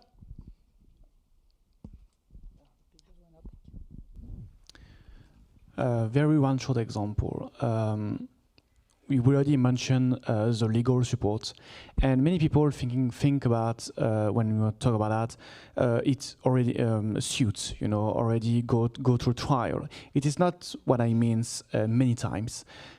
Many times it's just volunteers who receive some threats, legal threats, direct threats coming from other volunteers or people completely outside of the community, and just have one person that you can reach very easily, and they can just hear, listen to you, explain to you what are the different possibilities that you have, and then that you know that it will not cost you anything just to have this advice. And many people just come back after that and say, just thank you. It just helped me to feel more comfortable, more safe, answer to my different question, and I feel better after that. Even if there's no legal procedure after that, I think it's one thing, is not cost many funds for an affiliate for doing that, and it helped a lot of volunteers just to feel more safe. That's a short example. Typically, the foundation provides that. I know because I benefited from that a couple of times. It was just receiving the name of a lawyer in France, and that lawyer could give me an advice of how much I was actually facing, possibly, if the threat looked real, if it could be impactful, and then reassure me, essentially. And this is typically what Wikimedia France is also providing. I have no idea how many affiliates are actually doing this. Yep.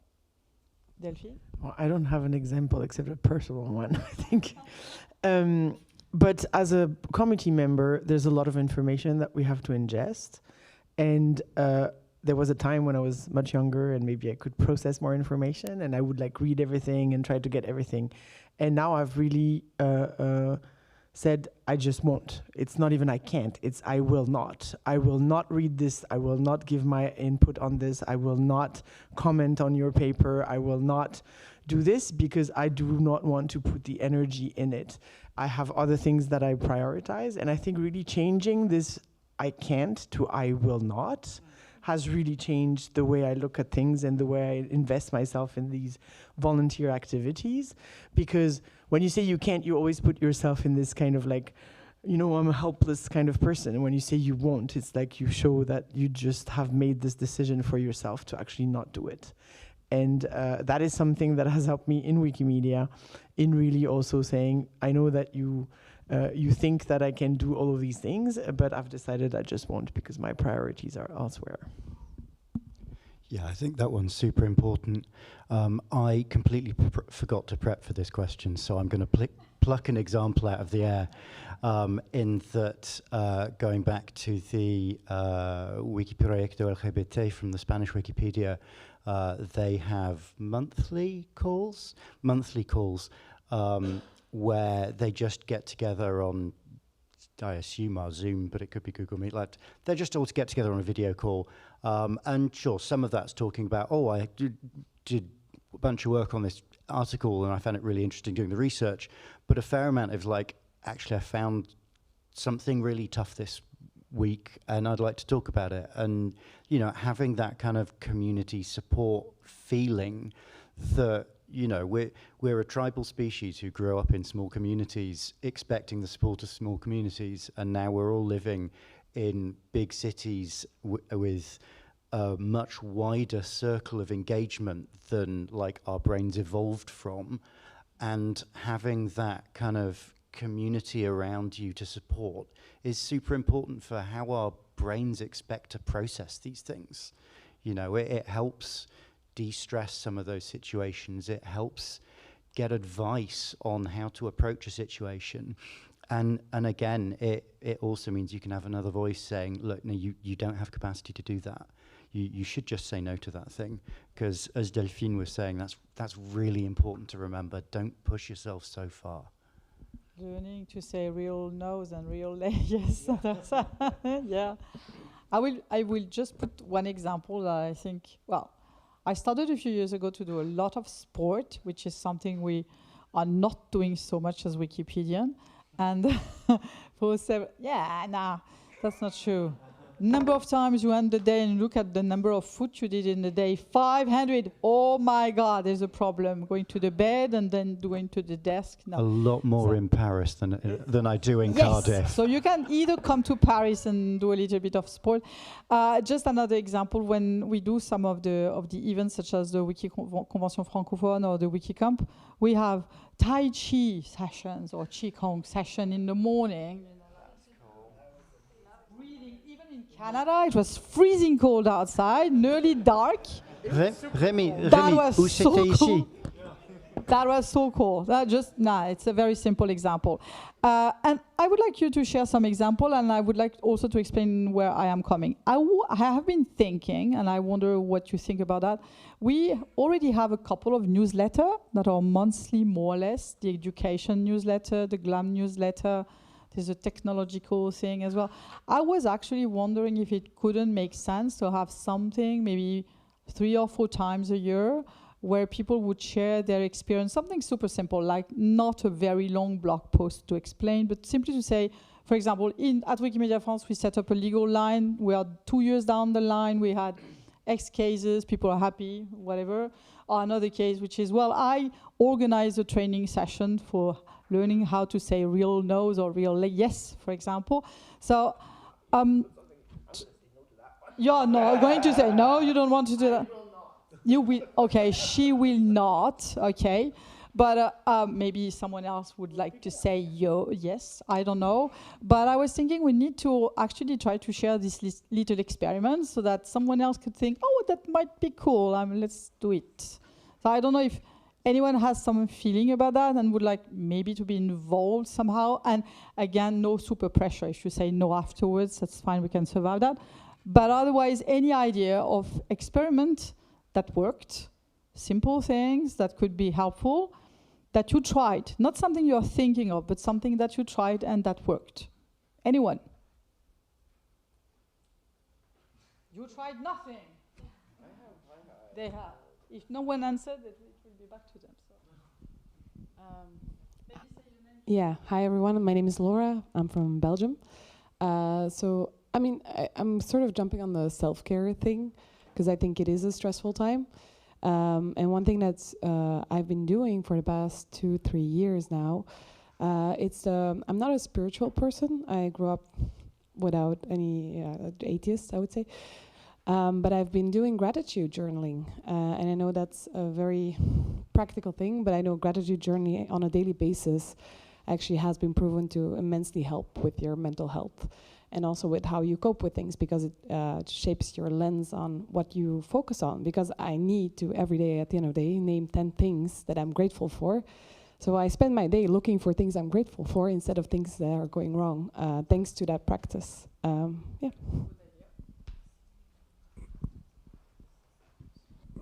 Perhaps another form of, a very Wikipedian form of self-care. I really like to look at some of the most beautiful pictures and comments when I feel stressed. So for example, I am choosing the featured pictures. That is a stressful place. Applying to get your image featured is a stressful place. But then afterwards, going to the gallery pages of featured images, looking at the suggested pictures of the day that are coming up, that is something that just brings me joy. And if you do it only once a year, just vote for the best picture of the year, because that is such a fantastic journey. It is amazing.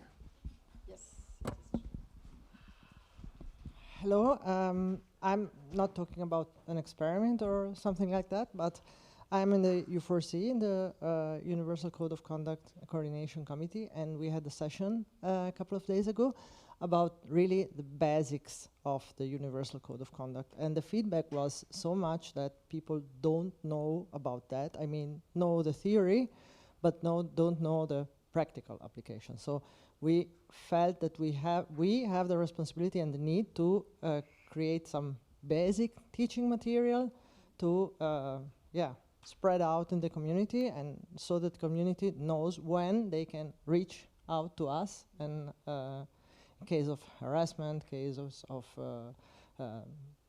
all the bad conduct we sometimes have in our projects. So I would actually, it was funny because I organized some sessions for Wikimedia Switzerland, and one thing when I did the slide was when I have a problem, that was a question I asked the people in the forum, and I say, when you have a problem, who should you contact with? And I had the solution, which was contact someone at Wikimedia Switzerland, or contact the UCOC, or contact the community, the admin. The what's the name? Yes, the U4C. So I was proposing all these options, and they really had no idea. They didn't know, and it was actually stressful for them, because they felt that if they needed to report something, they needed first to figure out where they should do it. That was stressful. yes, that's one of our issues. We're a new committee. We are still finding our ways to how to make sure people know we exist. Great. Yeah, and I mean,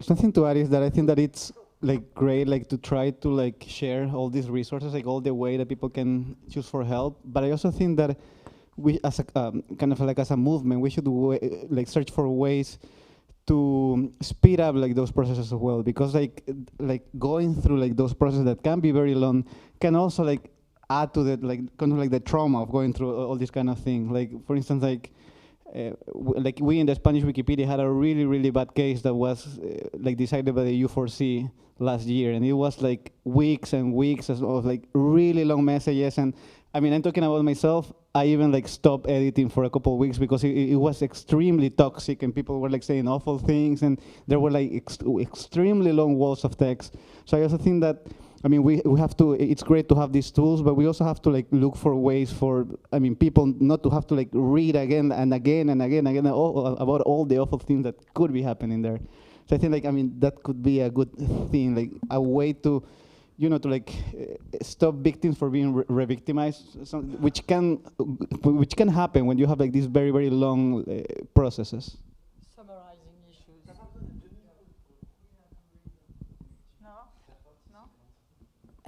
And I think going back, but also Armin made me aware, I didn't say my name is Christel Kritzolina on the project, I'm from Germany.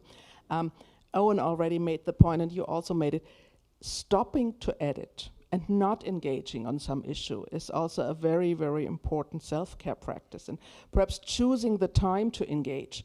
If you're tired in the evening, don't engage. Try to find someone else, but also think about what is another time where I can engage with my energy, with my point of view, but where I feel good about it, and where I don't feel, oh God, if I have to do this tonight, how will I sleep?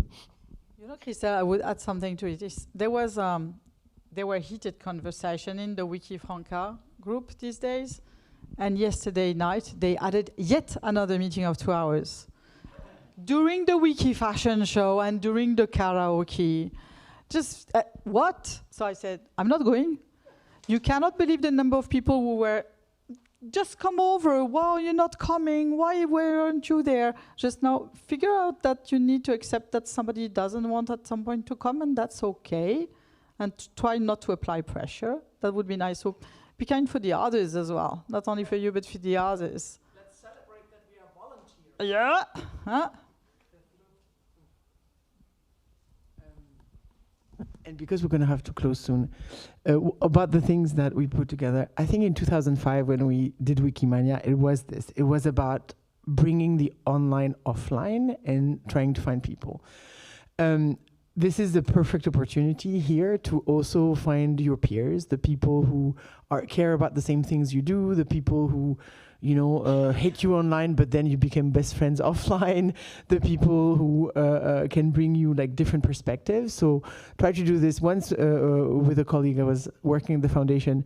We'd go around Wikimania and just ask, tell me one thing about you that nobody else knows, or that, you know, that I would never expect. And we had the most amazing conversations with people. Really just kind of try to engage with people that you haven't met before. I think this is one of the things that we always talk about, the metrics of, you know, what does Wikimania bring, etc. But to me, after 21 years, I think the people is really what it brings, and the working with them, talking with them, thinking with them, arguing with them. And I think that's also really one of the big kind of riches that we have in this movement.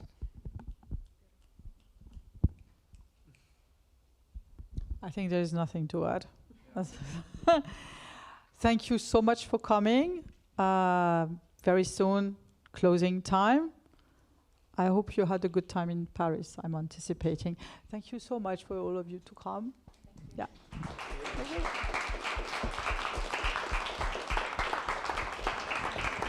Thank you. Thank you for joining us today. We are going to take a short coffee break. I encourage you to go grab a drink or a snack. We also have the puzzle going on outside. Please consider adding a piece. And good luck with the rest of your sessions.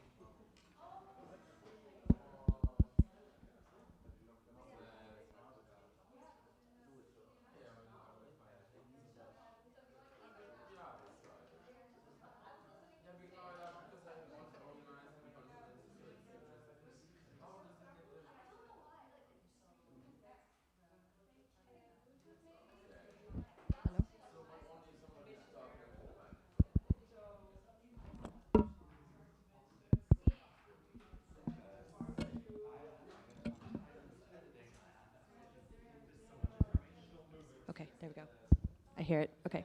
Hi, everyone. Welcome. We will get started in just a moment. As a reminder, we have headsets for translation at the entrance to the room. If you do not wish to be photographed, I just want to remind you this is live streaming. The camera is in the back of the room, so we just ask that you sit in the back of the room or with your back to the camera so you don't appear on the stream. So we'll get started in just a moment.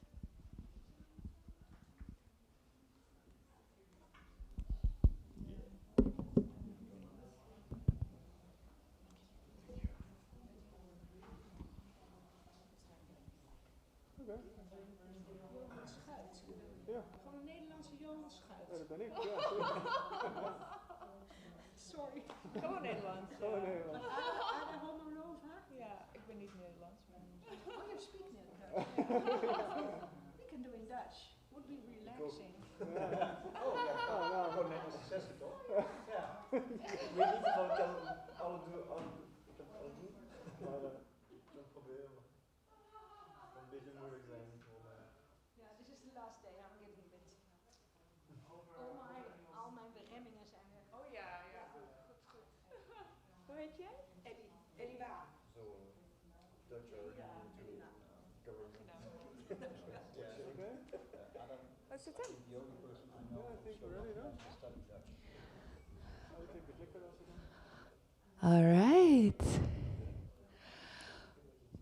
I think it's time, so let's start, right? Welcome, everybody. Thank you for coming to this, to choosing us as the last session of your Wikimania. Ooh. Hello to everybody who's watching on the live stream. Yeah, we are here to talk about who runs the world, girls. No. With me today is Johan, who is a project lead of Every Politician in Polyloom, and we have Ada, who does outreach and communication. So, why data on politicians matter? That's why you came here, right? So, I'm gonna start with telling you a little story. This is Patrick Balkany. He is a Frenchman, and he used to be a mayor of a tiny commune just north of north of Paris, called Levallois-Perret. And Patrick Balkany was in the office since the 1980s, so very, very long actually. And while he was in the office, he did a couple of big things. One of the big things is a villa in Saint Martin. It was called Villa Pamplemousse. Another big thing that he made was a villa in Marrakesh. And for both of these, he was sentenced a couple of times for tax evasion. And recently in 2026, also for embezzlement of public funds, to which he appealed. He was in jail briefly, as well as his wife Isabella, who was deputy mayor of the tiny commune. And yeah, so they had obviously bank accounts where they held all this money that they didn't tax or held out of the books. And this was actually not supposed to be possible, because under the EU Anti-Money Laundering Directive, if you are a politician or politically exposed person, every bank is supposed to look very well at where your money is coming from. So if you're a politician, the financial institutions basically have to be more alert to how did you come by the money that you have. And for Balkany, this was not happening. And what my suspicion is that because he was a mayor of a very small commune, and he was briefly in the National Assembly, but he was basically a very small fish, right? Compared to others. So his case surfaced during the Panama Papers as a sort of case of a a different politician who was at the time the Minister of Budgets in France, who was actually found in the Panama Papers. This, for those who don't remember or don't know, the Panama Papers was a leak of Mossack Fonseca, a big firm that was providing for offshore solutions for people who didn't want to pay taxes. So the case of this way bigger politician helped to find Balkany as well. And in the Panama Papers, however, also the way that the journalists searched this leak was through a manually compiled list of people of interest, including politicians. So the struggle to find out who is actually a politician is real. And I'm a journalist, and I know this struggle very well, and anybody who actually tried to compile data from different sources and make them into some standardized lists knows how this struggle is. And if you compile these lists also from sources that are not really out there, is even harder, right? So this was a story of a colleague of mine who wanted to look into the municipal elections candidate in Germany. And this is important, right? Because you want to know who you are voting for in the end. But his work was basically made impossible because he not only had to contact nearly every municipality, of which there are hundreds in Germany, but they also did not want to give him the data, even if he wrote like hundreds of emails, which on itself is crazy, right? And a lot of these data are still not accessible or even digital right now. So this data is important not only to look for fraud, right, but also to ensure a transparent public procurement, to make sure that there is no conflicts of interest for politicians or the holders of public positions. To look at revolving door, right? Like who worked for a big company and now is a politician? That may be a problem. You know, to who owns assets. If you find out there is a big villa, luxurious place, like is this person a politician? So that is something that we should be able to look for. So it's not only for the question of who runs the world or who is a politician matters not only for financial institutions to ensure that there is no money being laundered, but also for journalists to be able to hold politicians accountable, to researchers to research how the power structures work in our society, and in the end also for us and for citizens as a basic right to know. So today we would like to present to you the way we are trying to tackle this problem. So we're going to present you the challenges that we see and our solutions to those challenges. We also like to ask you a couple of questions while we edit, and we love to hear what you think about all of this. So first, please get your phones out, and this also works if you're at home.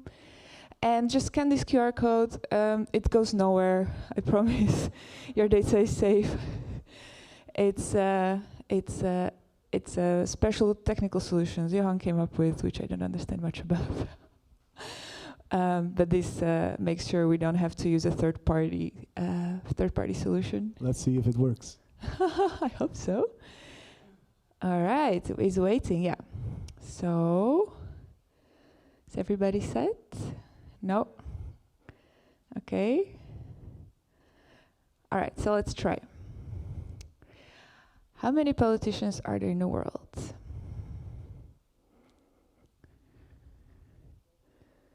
Okay, 10 million, 1 million.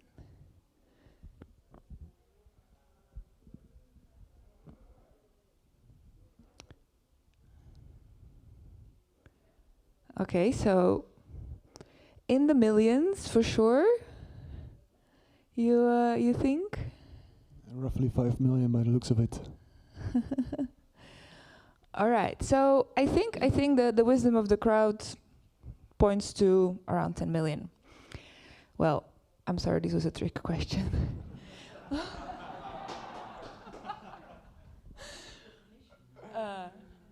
Oh, you are very that's sharp. That's a beautiful bridge, yeah. Yeah, you're very sharp. We're gonna come to that as well. Well, where do you draw the line? Like, who is who is a politician? So please help us here as well. Okay. Ah, yeah. No. Interesting. All right. We are quite. We didn't put any music on the website. Maybe we should. All right. Next one. So, president of Uganda, most likely politician. Mayor of a small village. Okay. Also a politician, yeah. Most likely. Yeah, true. Exactly. More politician than president of Uganda. Okay. How about this guy? A central bank governor. Is he a politician? Okay, yes, no? Yeah. Yeah, that's not how we roll, hi. We are absolutists here, yes or no? Okay, well, okay, sure. Is a Supreme Court judge a politician?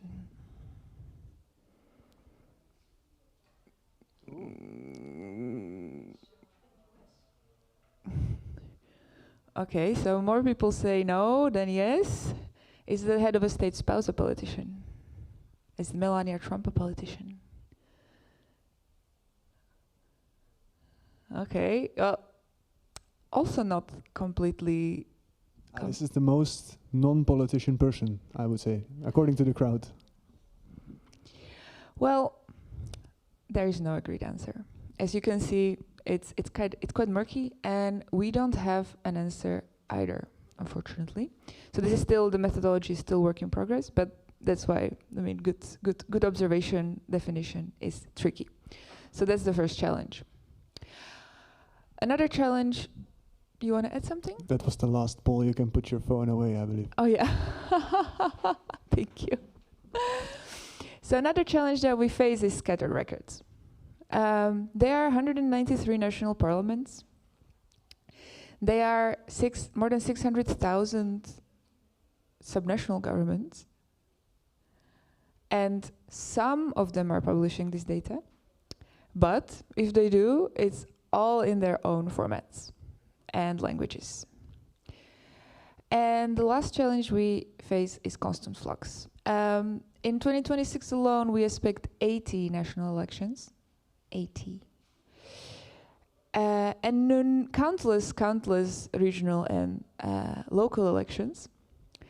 And between the elections, there are also flux. You know, people go away, people die, people reshuffle, people resign.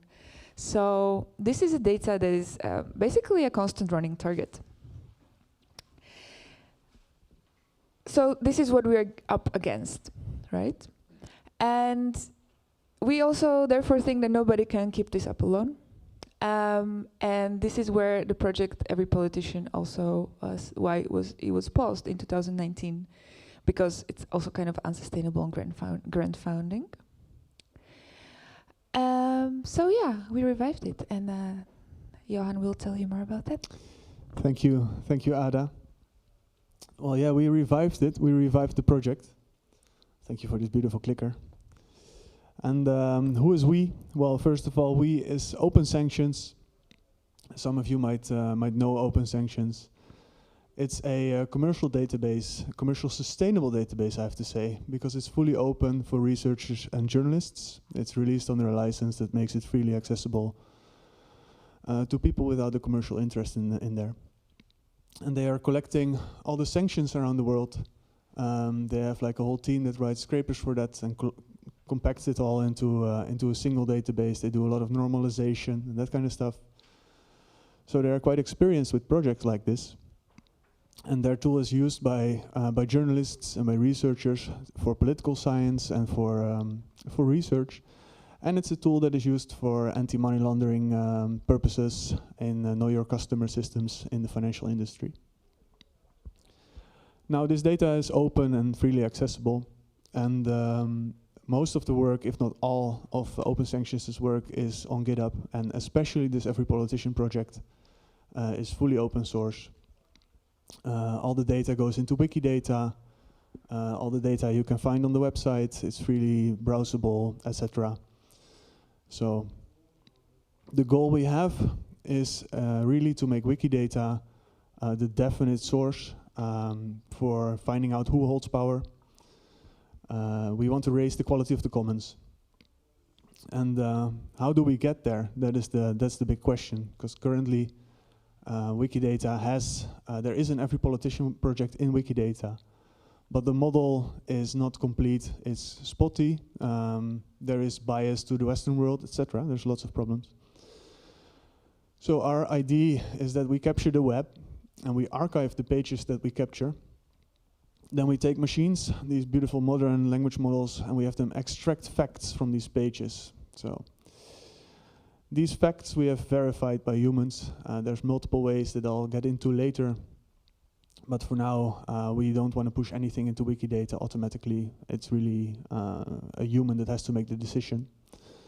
And confirmed data, stuff people confirm, flows into Wikidata. Well, what I just described, that is Polyloom. That is the tooling we currently have. We have made some tooling. This tooling shows extracted claims together with the sourced evidence or archived page. And the user, you, confirms or rejects these extracted statements. And those edits go into Wikidata under your own account. So let's take a look at what Polyloom looks like currently. This is what it looks like currently. On the right, you can see a source page, which is Wikipedia. In this case, we use a lot of Wikipedia. And on the left, you can see the sources we have, which is 2 different Wikipedia pages here, and an extracted statement together with the source quotes, with quotes from the source that show highlighted where in the source we found what source information and what this statement is based on, basically. So this mapping that you see between this structured data on the left and the unstructured source information on the right is made by an LLM. And this source information on the right can be any web page. It theoretically can be any PDF. It can be any sort of unstructured data where we can automatically extract facts, or candidate facts as we call them. Now, how does this work? We start with Wikidata. And from Wikidata, we take the current sort of like political landscape. So we take all the political positions that are in there.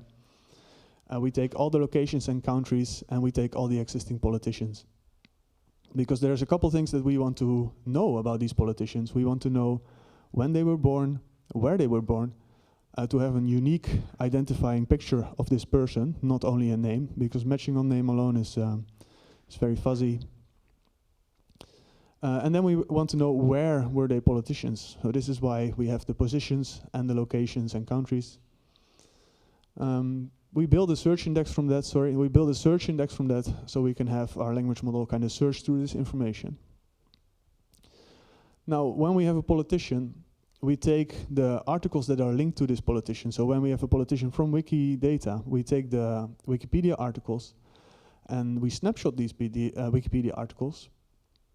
And we allow the user to also upload or basically give us any URL that we will also snapshot. And this will be the collection of evidence pages that we have for a certain person. And on these pages, there will be certain information about this person, like, for example, a birth date or what position they had. So from these archived sources, we extract facts. So we basically give these sources to a language model and we say, hey, language model, when was this person born? Where was this person politician? What is on the page? What does this page tell us specifically about this person's political career? I would roll a couple candidate facts. So the model, for example, here found that somebody was a New Hampshire House of Representative person, for example, or an American politician, because this was on the page and it can tell us that. Now we have these candidate facts, and they are just simple strings. They are just text. So we have to kind of map this text back to Wikidata. So if we know that somebody is a member of the House of Representatives, how do we get this mapping to map to the Wikidata entity of this House of Representatives position? And that's where we have this separate mapping stage where the model tries to figure out what Wikidata position matches with this extracted text position. So that's the technical story in a nutshell. This leads to this little statement that the user can see and confirm or reject. Anything that gets confirmed gets pushed into Wikidata, and anything that gets rejected gets discarded.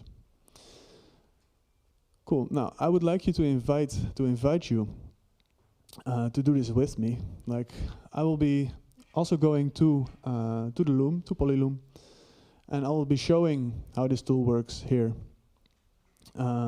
This is an open tool. Anybody can log in. You can log in with your Wiki account. You can look for your languages, for your countries, and there you can verify information. I want to add, this works only on the laptop, sadly, because we show this information side by side, and there is a lot of information to show. So for the people that only have a phone, I'm sorry. But you can still watch Johan. You can still watch me click on the doing the buttons. demo. Yeah, you can still. I'll be doing it on screen. So anybody that has seen the URL, I'll ask you to maybe comment so I can use the hands. Yeah, we're going to do a live commenting session. Please, could you make the screen larger? Lovely. So, ladies and gentlemen, Johan is now... Wonderful, yeah. I'll show this off. Like here, we can choose the countries that we're interested in and what languages I can read, because this tool is supposed to take in information from the globe. So all the languages are in there, all the countries are in there, and this all comes from Wikidata also. This is all built on Wikidata. So once we have selected these filters, we can start a session. Sorry? Yeah, advanced mode. I'll explain advanced mode. You are adventurous. Yeah. Usually for people that just come in here for the first time, we have only the functionality to approve and reject these statements. Advanced mode gives you the capability to also deprecate statements. So we have the option to deprecate statements that are already in Wikidata. And it allows you to add things manually. So it is kind of like, because we already have this sort of like easy to use shell around Wikidata that is very much aimed at political data, we also added the functionality to do edits quickly yourself. Yeah. Definitely.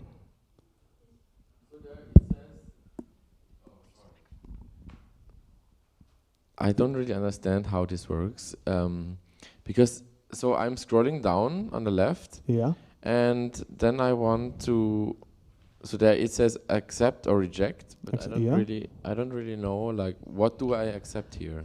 Yeah, so maybe Johan, you can explain how this works. I will explain how this works. Like, I have this Arjen Kapteins here. And we extracted the birth date for this man. And this birth date here says May 31, 1973. And this is a proposed statement. And it says new data. And this proposed statement comes from these quotes that we found on this page, the Wikipedia page that we archived on the right. So here it says geboortedatum 31 May 1973, which is, in this case, the Dutch way of saying birth date, May 31, 1973. So I can accept this statement or reject it, but in this case it's correctly extracted information. Now there is more information here. We also found that he is a municipal executive of The Hague. And we found that because here on the right it says 2021 until now. He is the wethouder of The Hague. And there is more information about that. It says from 7 October 2021, he is the new municipal executive. So based on these two statements, the model inferred that indeed he is the municipal executive of The Hague from October 7, 2021 until present. And present is there because we don't know the end date. So we can accept this new data and deprecate the old. There is an old statement already for this municipal executive, but it has no time frame. So in this case, we only enrich the time frame. Do you have a question? Can you bring a mic? Thank you. So what you are doing, you are getting information from the Wikipedia page and putting into Wikidata. How do you deal with the license? Because one is CC0, Wikidata, and Wikipedia is usually CC by 4, SA4. If I can get there, because you're not really copying anything, huh? You are only using that information, this information, to map into an existing position in Wikidata, right? So you're not copying anything in between each other. You're only using that information as a proxy. Does that make sense? Yeah, that's true. Like, and that is a question that I would love to have an answer on, but I am not a lawyer. Like, what we do when we insert these statements into Wikidata is that there is a source link back to the official permalink of the Wikipedia page. So I don't know if that is influencing anything there, but we are basically using.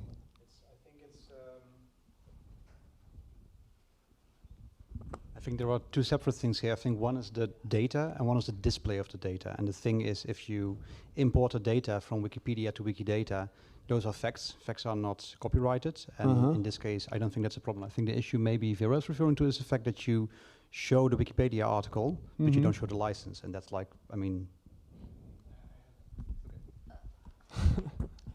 The problem that I see is that you are using the Wikipedia information to validate a statement and provide a source for the Wikidata statement. Yes. But the Wikipedia should not be a source. The source, number 4, should be your source, like, oh, he already, October 7, 2021. Because if you...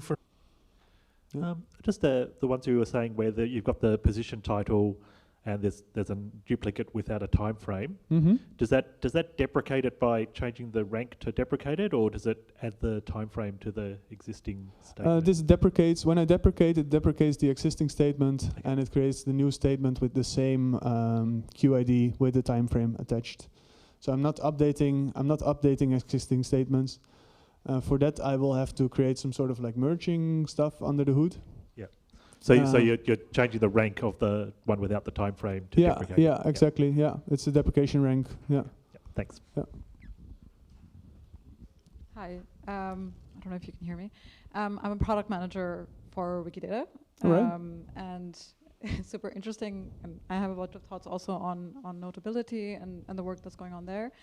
But I'm wondering if, just for now, if you have any stats already on how often it's accepted and rejected, because the way that I understood that it's like you're pulling in the data from Wikidata, and then for the example, obviously you're pulling in the information from Wikipedia, and then you're comparing. There is this public stats dashboard, but for that I have to complete 5 politicians because I just reset my tutorial mode this morning to show you maybe the tutorial, but I didn't. Okay, so I'll continue. that would be super cool. I'll continue. I'll show you, and also to answer more about that. Like, yes, there is. We store all the data about what is rejected and what is accepted, and we also want to use this data to improve our sort of like mapping process and our qualification process for what we show to users. So let me quickly put some more data into Wikidata. Hopefully we get very simple ones. Ambassador of the Netherlands to Suriname. That looks very good. Let's go. And then we have a birth date here and a death date of this poor bloke. Is this correct though? That looks good. Can I just make a compliment as well? Sorry? I just want to make a compliment. The fact that you see the statements on the left and you see them on the right and they're highlighted and the article scrolls, I think that's magnificent, and I think we should steal it for every tool that we build. Yeah. Yeah, I want to add to that our reasoning here really is to take all the automatable, boring parts out of editing. So editing Wikidata, nothing against Wikidata. I think Wikidata is great, and to have a interface where you can edit anything is not a simple task. But for this kind of like targeted tools, I think you can do a lot of user interface design to make things quite a lot simpler. He was in de burgemeester voor de gemeente Hunsel, yeah. Municipal executive. He was also a wethouder. Sure. Cool. This is the fifth guy, I hope. I'm sorry, can I interrupt and ask another question? Absolutely. I have unlocked the stats, by the way. So. Yeah, I'm sorry, this is very product managery of me. But I'm also wondering how, like, because I understand that when you publish, it directly pushes to production.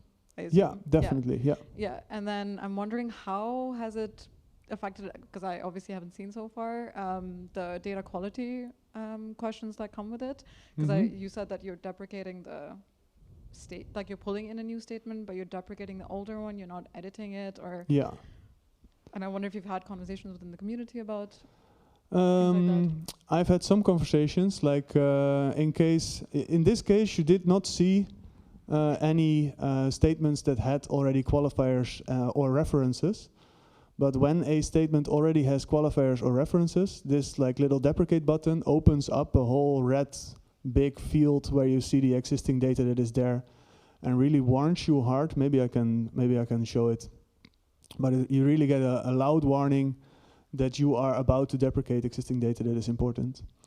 And there you are also in the tutorial. There is also a whole sort of like 3-step tryout thing that will tell you like, hey, when you're deprecating data, be aware that you could deprecate existing data and look in Wikidata what is there. Because often when I'm deprecating data and I get this pop-up, I look in Wikidata what references are there, and I add these references manually to my new item. And often there's more information in there, but often also the links are broken. So that's kind of how we now do that. Okay, well, I can briefly show the stats, and then I would like to continue. Like here we can see the stats, and here we can mostly see Wolfgang 8471. Because here during the average week there is like a couple hundred rejections, exceptions, and here there is one man with a mission. Yeah. And in this dashboard we can see that it's kind of like you can see the division of accepted and rejected statements. You can also see what we still have to do, which is quite a couple people we can still enrich here. This is all the different countries with how many people we evaluated and how many people we processed. So that's the stats. I would like to go back now to the presentation. So thank you for anybody that just was with us. Yeah. Yeah, it's loom.everypolitician.org. Also, if you go to everypolitician.org, there is a big contribute button and you can find out anything there. So currently we are enriching data on existing politicians that are already in Wikidata. But as I already answered in the questions just now, we are also at the same time building out automatic discovery. So we're automatically discovering in our new project, we're automatically discovering or trying to what parts of the internet have information on politicians. We're doing that with search indexes and that kind of stuff. And at the same time, we're trying to improve the political data model of the Every Politician project in Wikidata. So we're trying to figure out what the right model is for political data in Wikidata. And yeah, we need you. For all of this, we need you, and I love to see that there's so many questions and so many comments and so many ideas already. Because we can build this tool, but we cannot build the community around it alone. As you can see, we already have Wolfgang, but Wolfgang is a lone wolf at this moment, so we need more of them. So you can help us by, of course, engaging with us and talking to us and staying in touch with us. but you can also share it in your communities. I, to be honest, don't really yet know what these communities are, but if you have ideas, maybe academics, maybe you can bring it to your own meetups or hackathons that you participate at. And yeah, please introduce us to anyone who you think this could be, who could help us basically go through this verification process and help us also to make the verification process better for anybody who does the verification. Get in touch and give us feedback. There was already a lot of nice feedback that we got, so thank you. We also want to develop the tool further, so we were thinking about gamification and what would basically make people to basically make you come back, to kind of when you're sitting on the toilet and have 5 minutes left with the laptop. What would make you? I really want to get mobile in there, honestly. For me, this would be the perfect toilet break. So if you have ideas about that, we also love to hear them. Yeah, so here are a couple of links for you. There is also QR codes, because QR codes are cool. And yeah, please stay in touch, come to talk to us. We're here until tomorrow, so we have all the time. And there is one more question. Yeah, please, questions. Yeah. Okay, yeah. So, hi, I'm a software engineer at Wikimedia Deutschland. I work on Wikidata, so I have a very nerdy technical thing. So it looked like you were deprecating a statement that didn't have the dates, and then adding a new statement with the dates. Yeah. And in the structure of Wikidata, there are everything is a statement. So it's like item, property, value of that, and then on those dates that you see are qualifiers on those statements. So yeah. So I'm concerned about the deleting a thing and then adding a new thing that is essentially identical. As I said, what we're deleting here is only things that have no references, no qualifiers. Because if it would have qualifiers, we would see this tool would give a warning that there is existing qualifiers. Right, but you're creating a new thing. So there's a thing with no qualifiers or references. You're creating a new thing that is identical with no qualifiers or references and adding a qualifier to it. That is how the data model is. So I think so, yeah. I think so. Yeah. I'm creating a new statement with qualifiers, yeah. There is a churn. I have a solution to that. You can use the new Wikibase REST API. Yeah, I'm doing that, I believe. Solves that. Yeah. You can choose to, I want to duplicate, intentionally duplicate a statement. That's what you're doing. Deprecating one and duplicating it with qualifiers, or you can merge them. Okay, that's cool. That's cool. Let's talk about that after this. Yeah, cool. Let's talk about that. There was a question in the back still. There? Oh. I'm from Open Food Fact. I'm the co-founder of Open Food Fact, and we struggle with additives. So additives are things in the food you eat, and they are studied by the scientific community. So far, so good. But part of the studies on additives are actually by researchers funded by the food lobbies. Yeah. And so conflicts of interest, it's probably about politicians, but even in science, and probably in other areas, perhaps some journalism, etc., there are conflicts of interest. Yeah. So have you considered other areas beyond politics? And it's just a thought, because we are struggling we are grappling with kind of biased science, if such a term is possible. So could you elaborate on what the question is, or is this just feedback? So have you considered expanding the tools you are building towards other people who might have conflicts of interest that are problematic for public public knowledge, like scientific publications or things like that? Do you understand the question? Yes. No.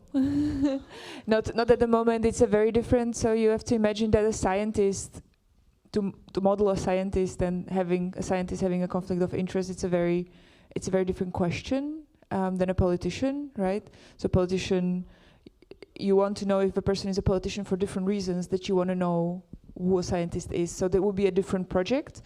Now, what I do want to add to that is that the definitions of what sort of data you're looking into and what sort of thing you're researching with a tool like this is quite this tool is fully open source, and to make something like what you were describing, you take this open source project, and in relatively little effort you should be able to make something that is what you are describing. That's also something we have been thinking about, like the thing we're doing here is quite generalizable. It's not like political data, and what we're doing here is not super special in that sense. So there's many things that you could tackle in the same sort of strategy. Yeah. Hi.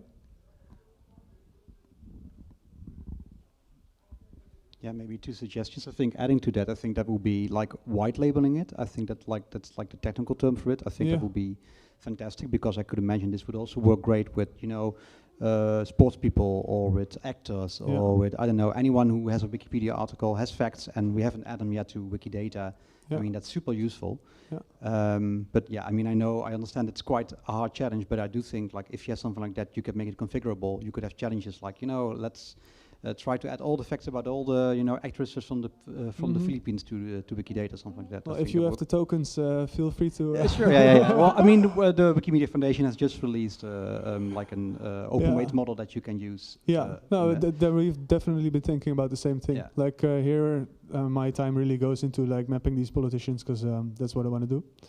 And but maybe this is definitely possible, and I'm really open to talking about it also if somebody wants to.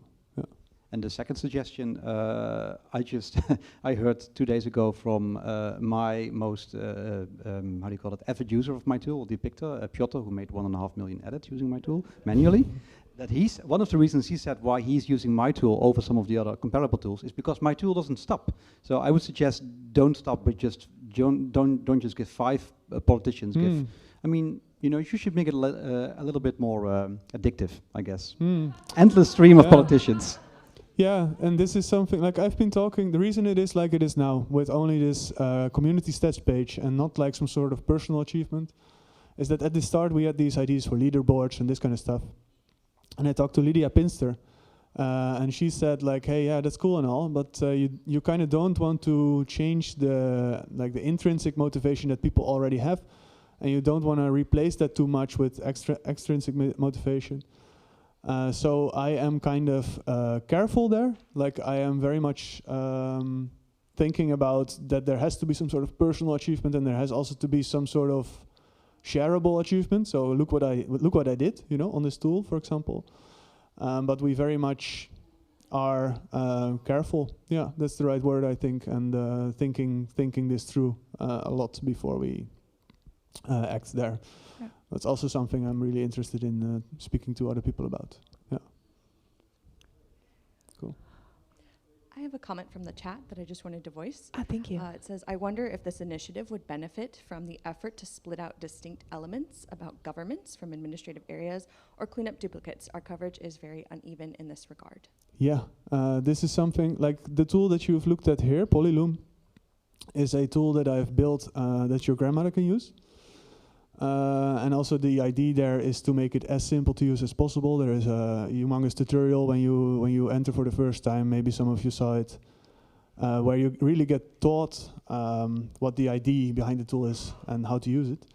There is a sort of sibling to this tool, which is my tool for me, which I would love to talk about, and that is more aimed at what sort of gaps are there in the political data model of Wikidata. And we have this problem with Western world bias. I'm thinking a lot of how do I get to the rest of the world, basically, and how do we model positions, because that is kind of like the underlying question under this tool. Like this tool asks the question, who is a politician? Which kind of means like who holds a position in a chosen position in a sort of governmental structure or something that is very close to it. But under that has the assumption that we have all the nice positions in Wikidata, which is something that also has to be worked on. And this is sort of where my personal interest and tooling is more aimed at, to kind of like make that visual for myself and to be able to improve that also in some sort of semi-automated way that is a bit more technical. Yeah. Thank you so much for being here with us, and I hope to see you at the party tonight. Yeah. Yeah, You thank you. You made it through the wiki, through the conference. It was the last one. Thank you so much. Thank you all. Let's give them appreciation. Thank you once again to our presenters for closing out the final session of Wikimania Paris 2026. We'll take a short break before the closing ceremonies. Before you leave, I just want to point out that we do have QR codes if you'd like to complete the attendee survey to give your feedback on how we can keep making the next version of Wikimania even better. So thank you so much.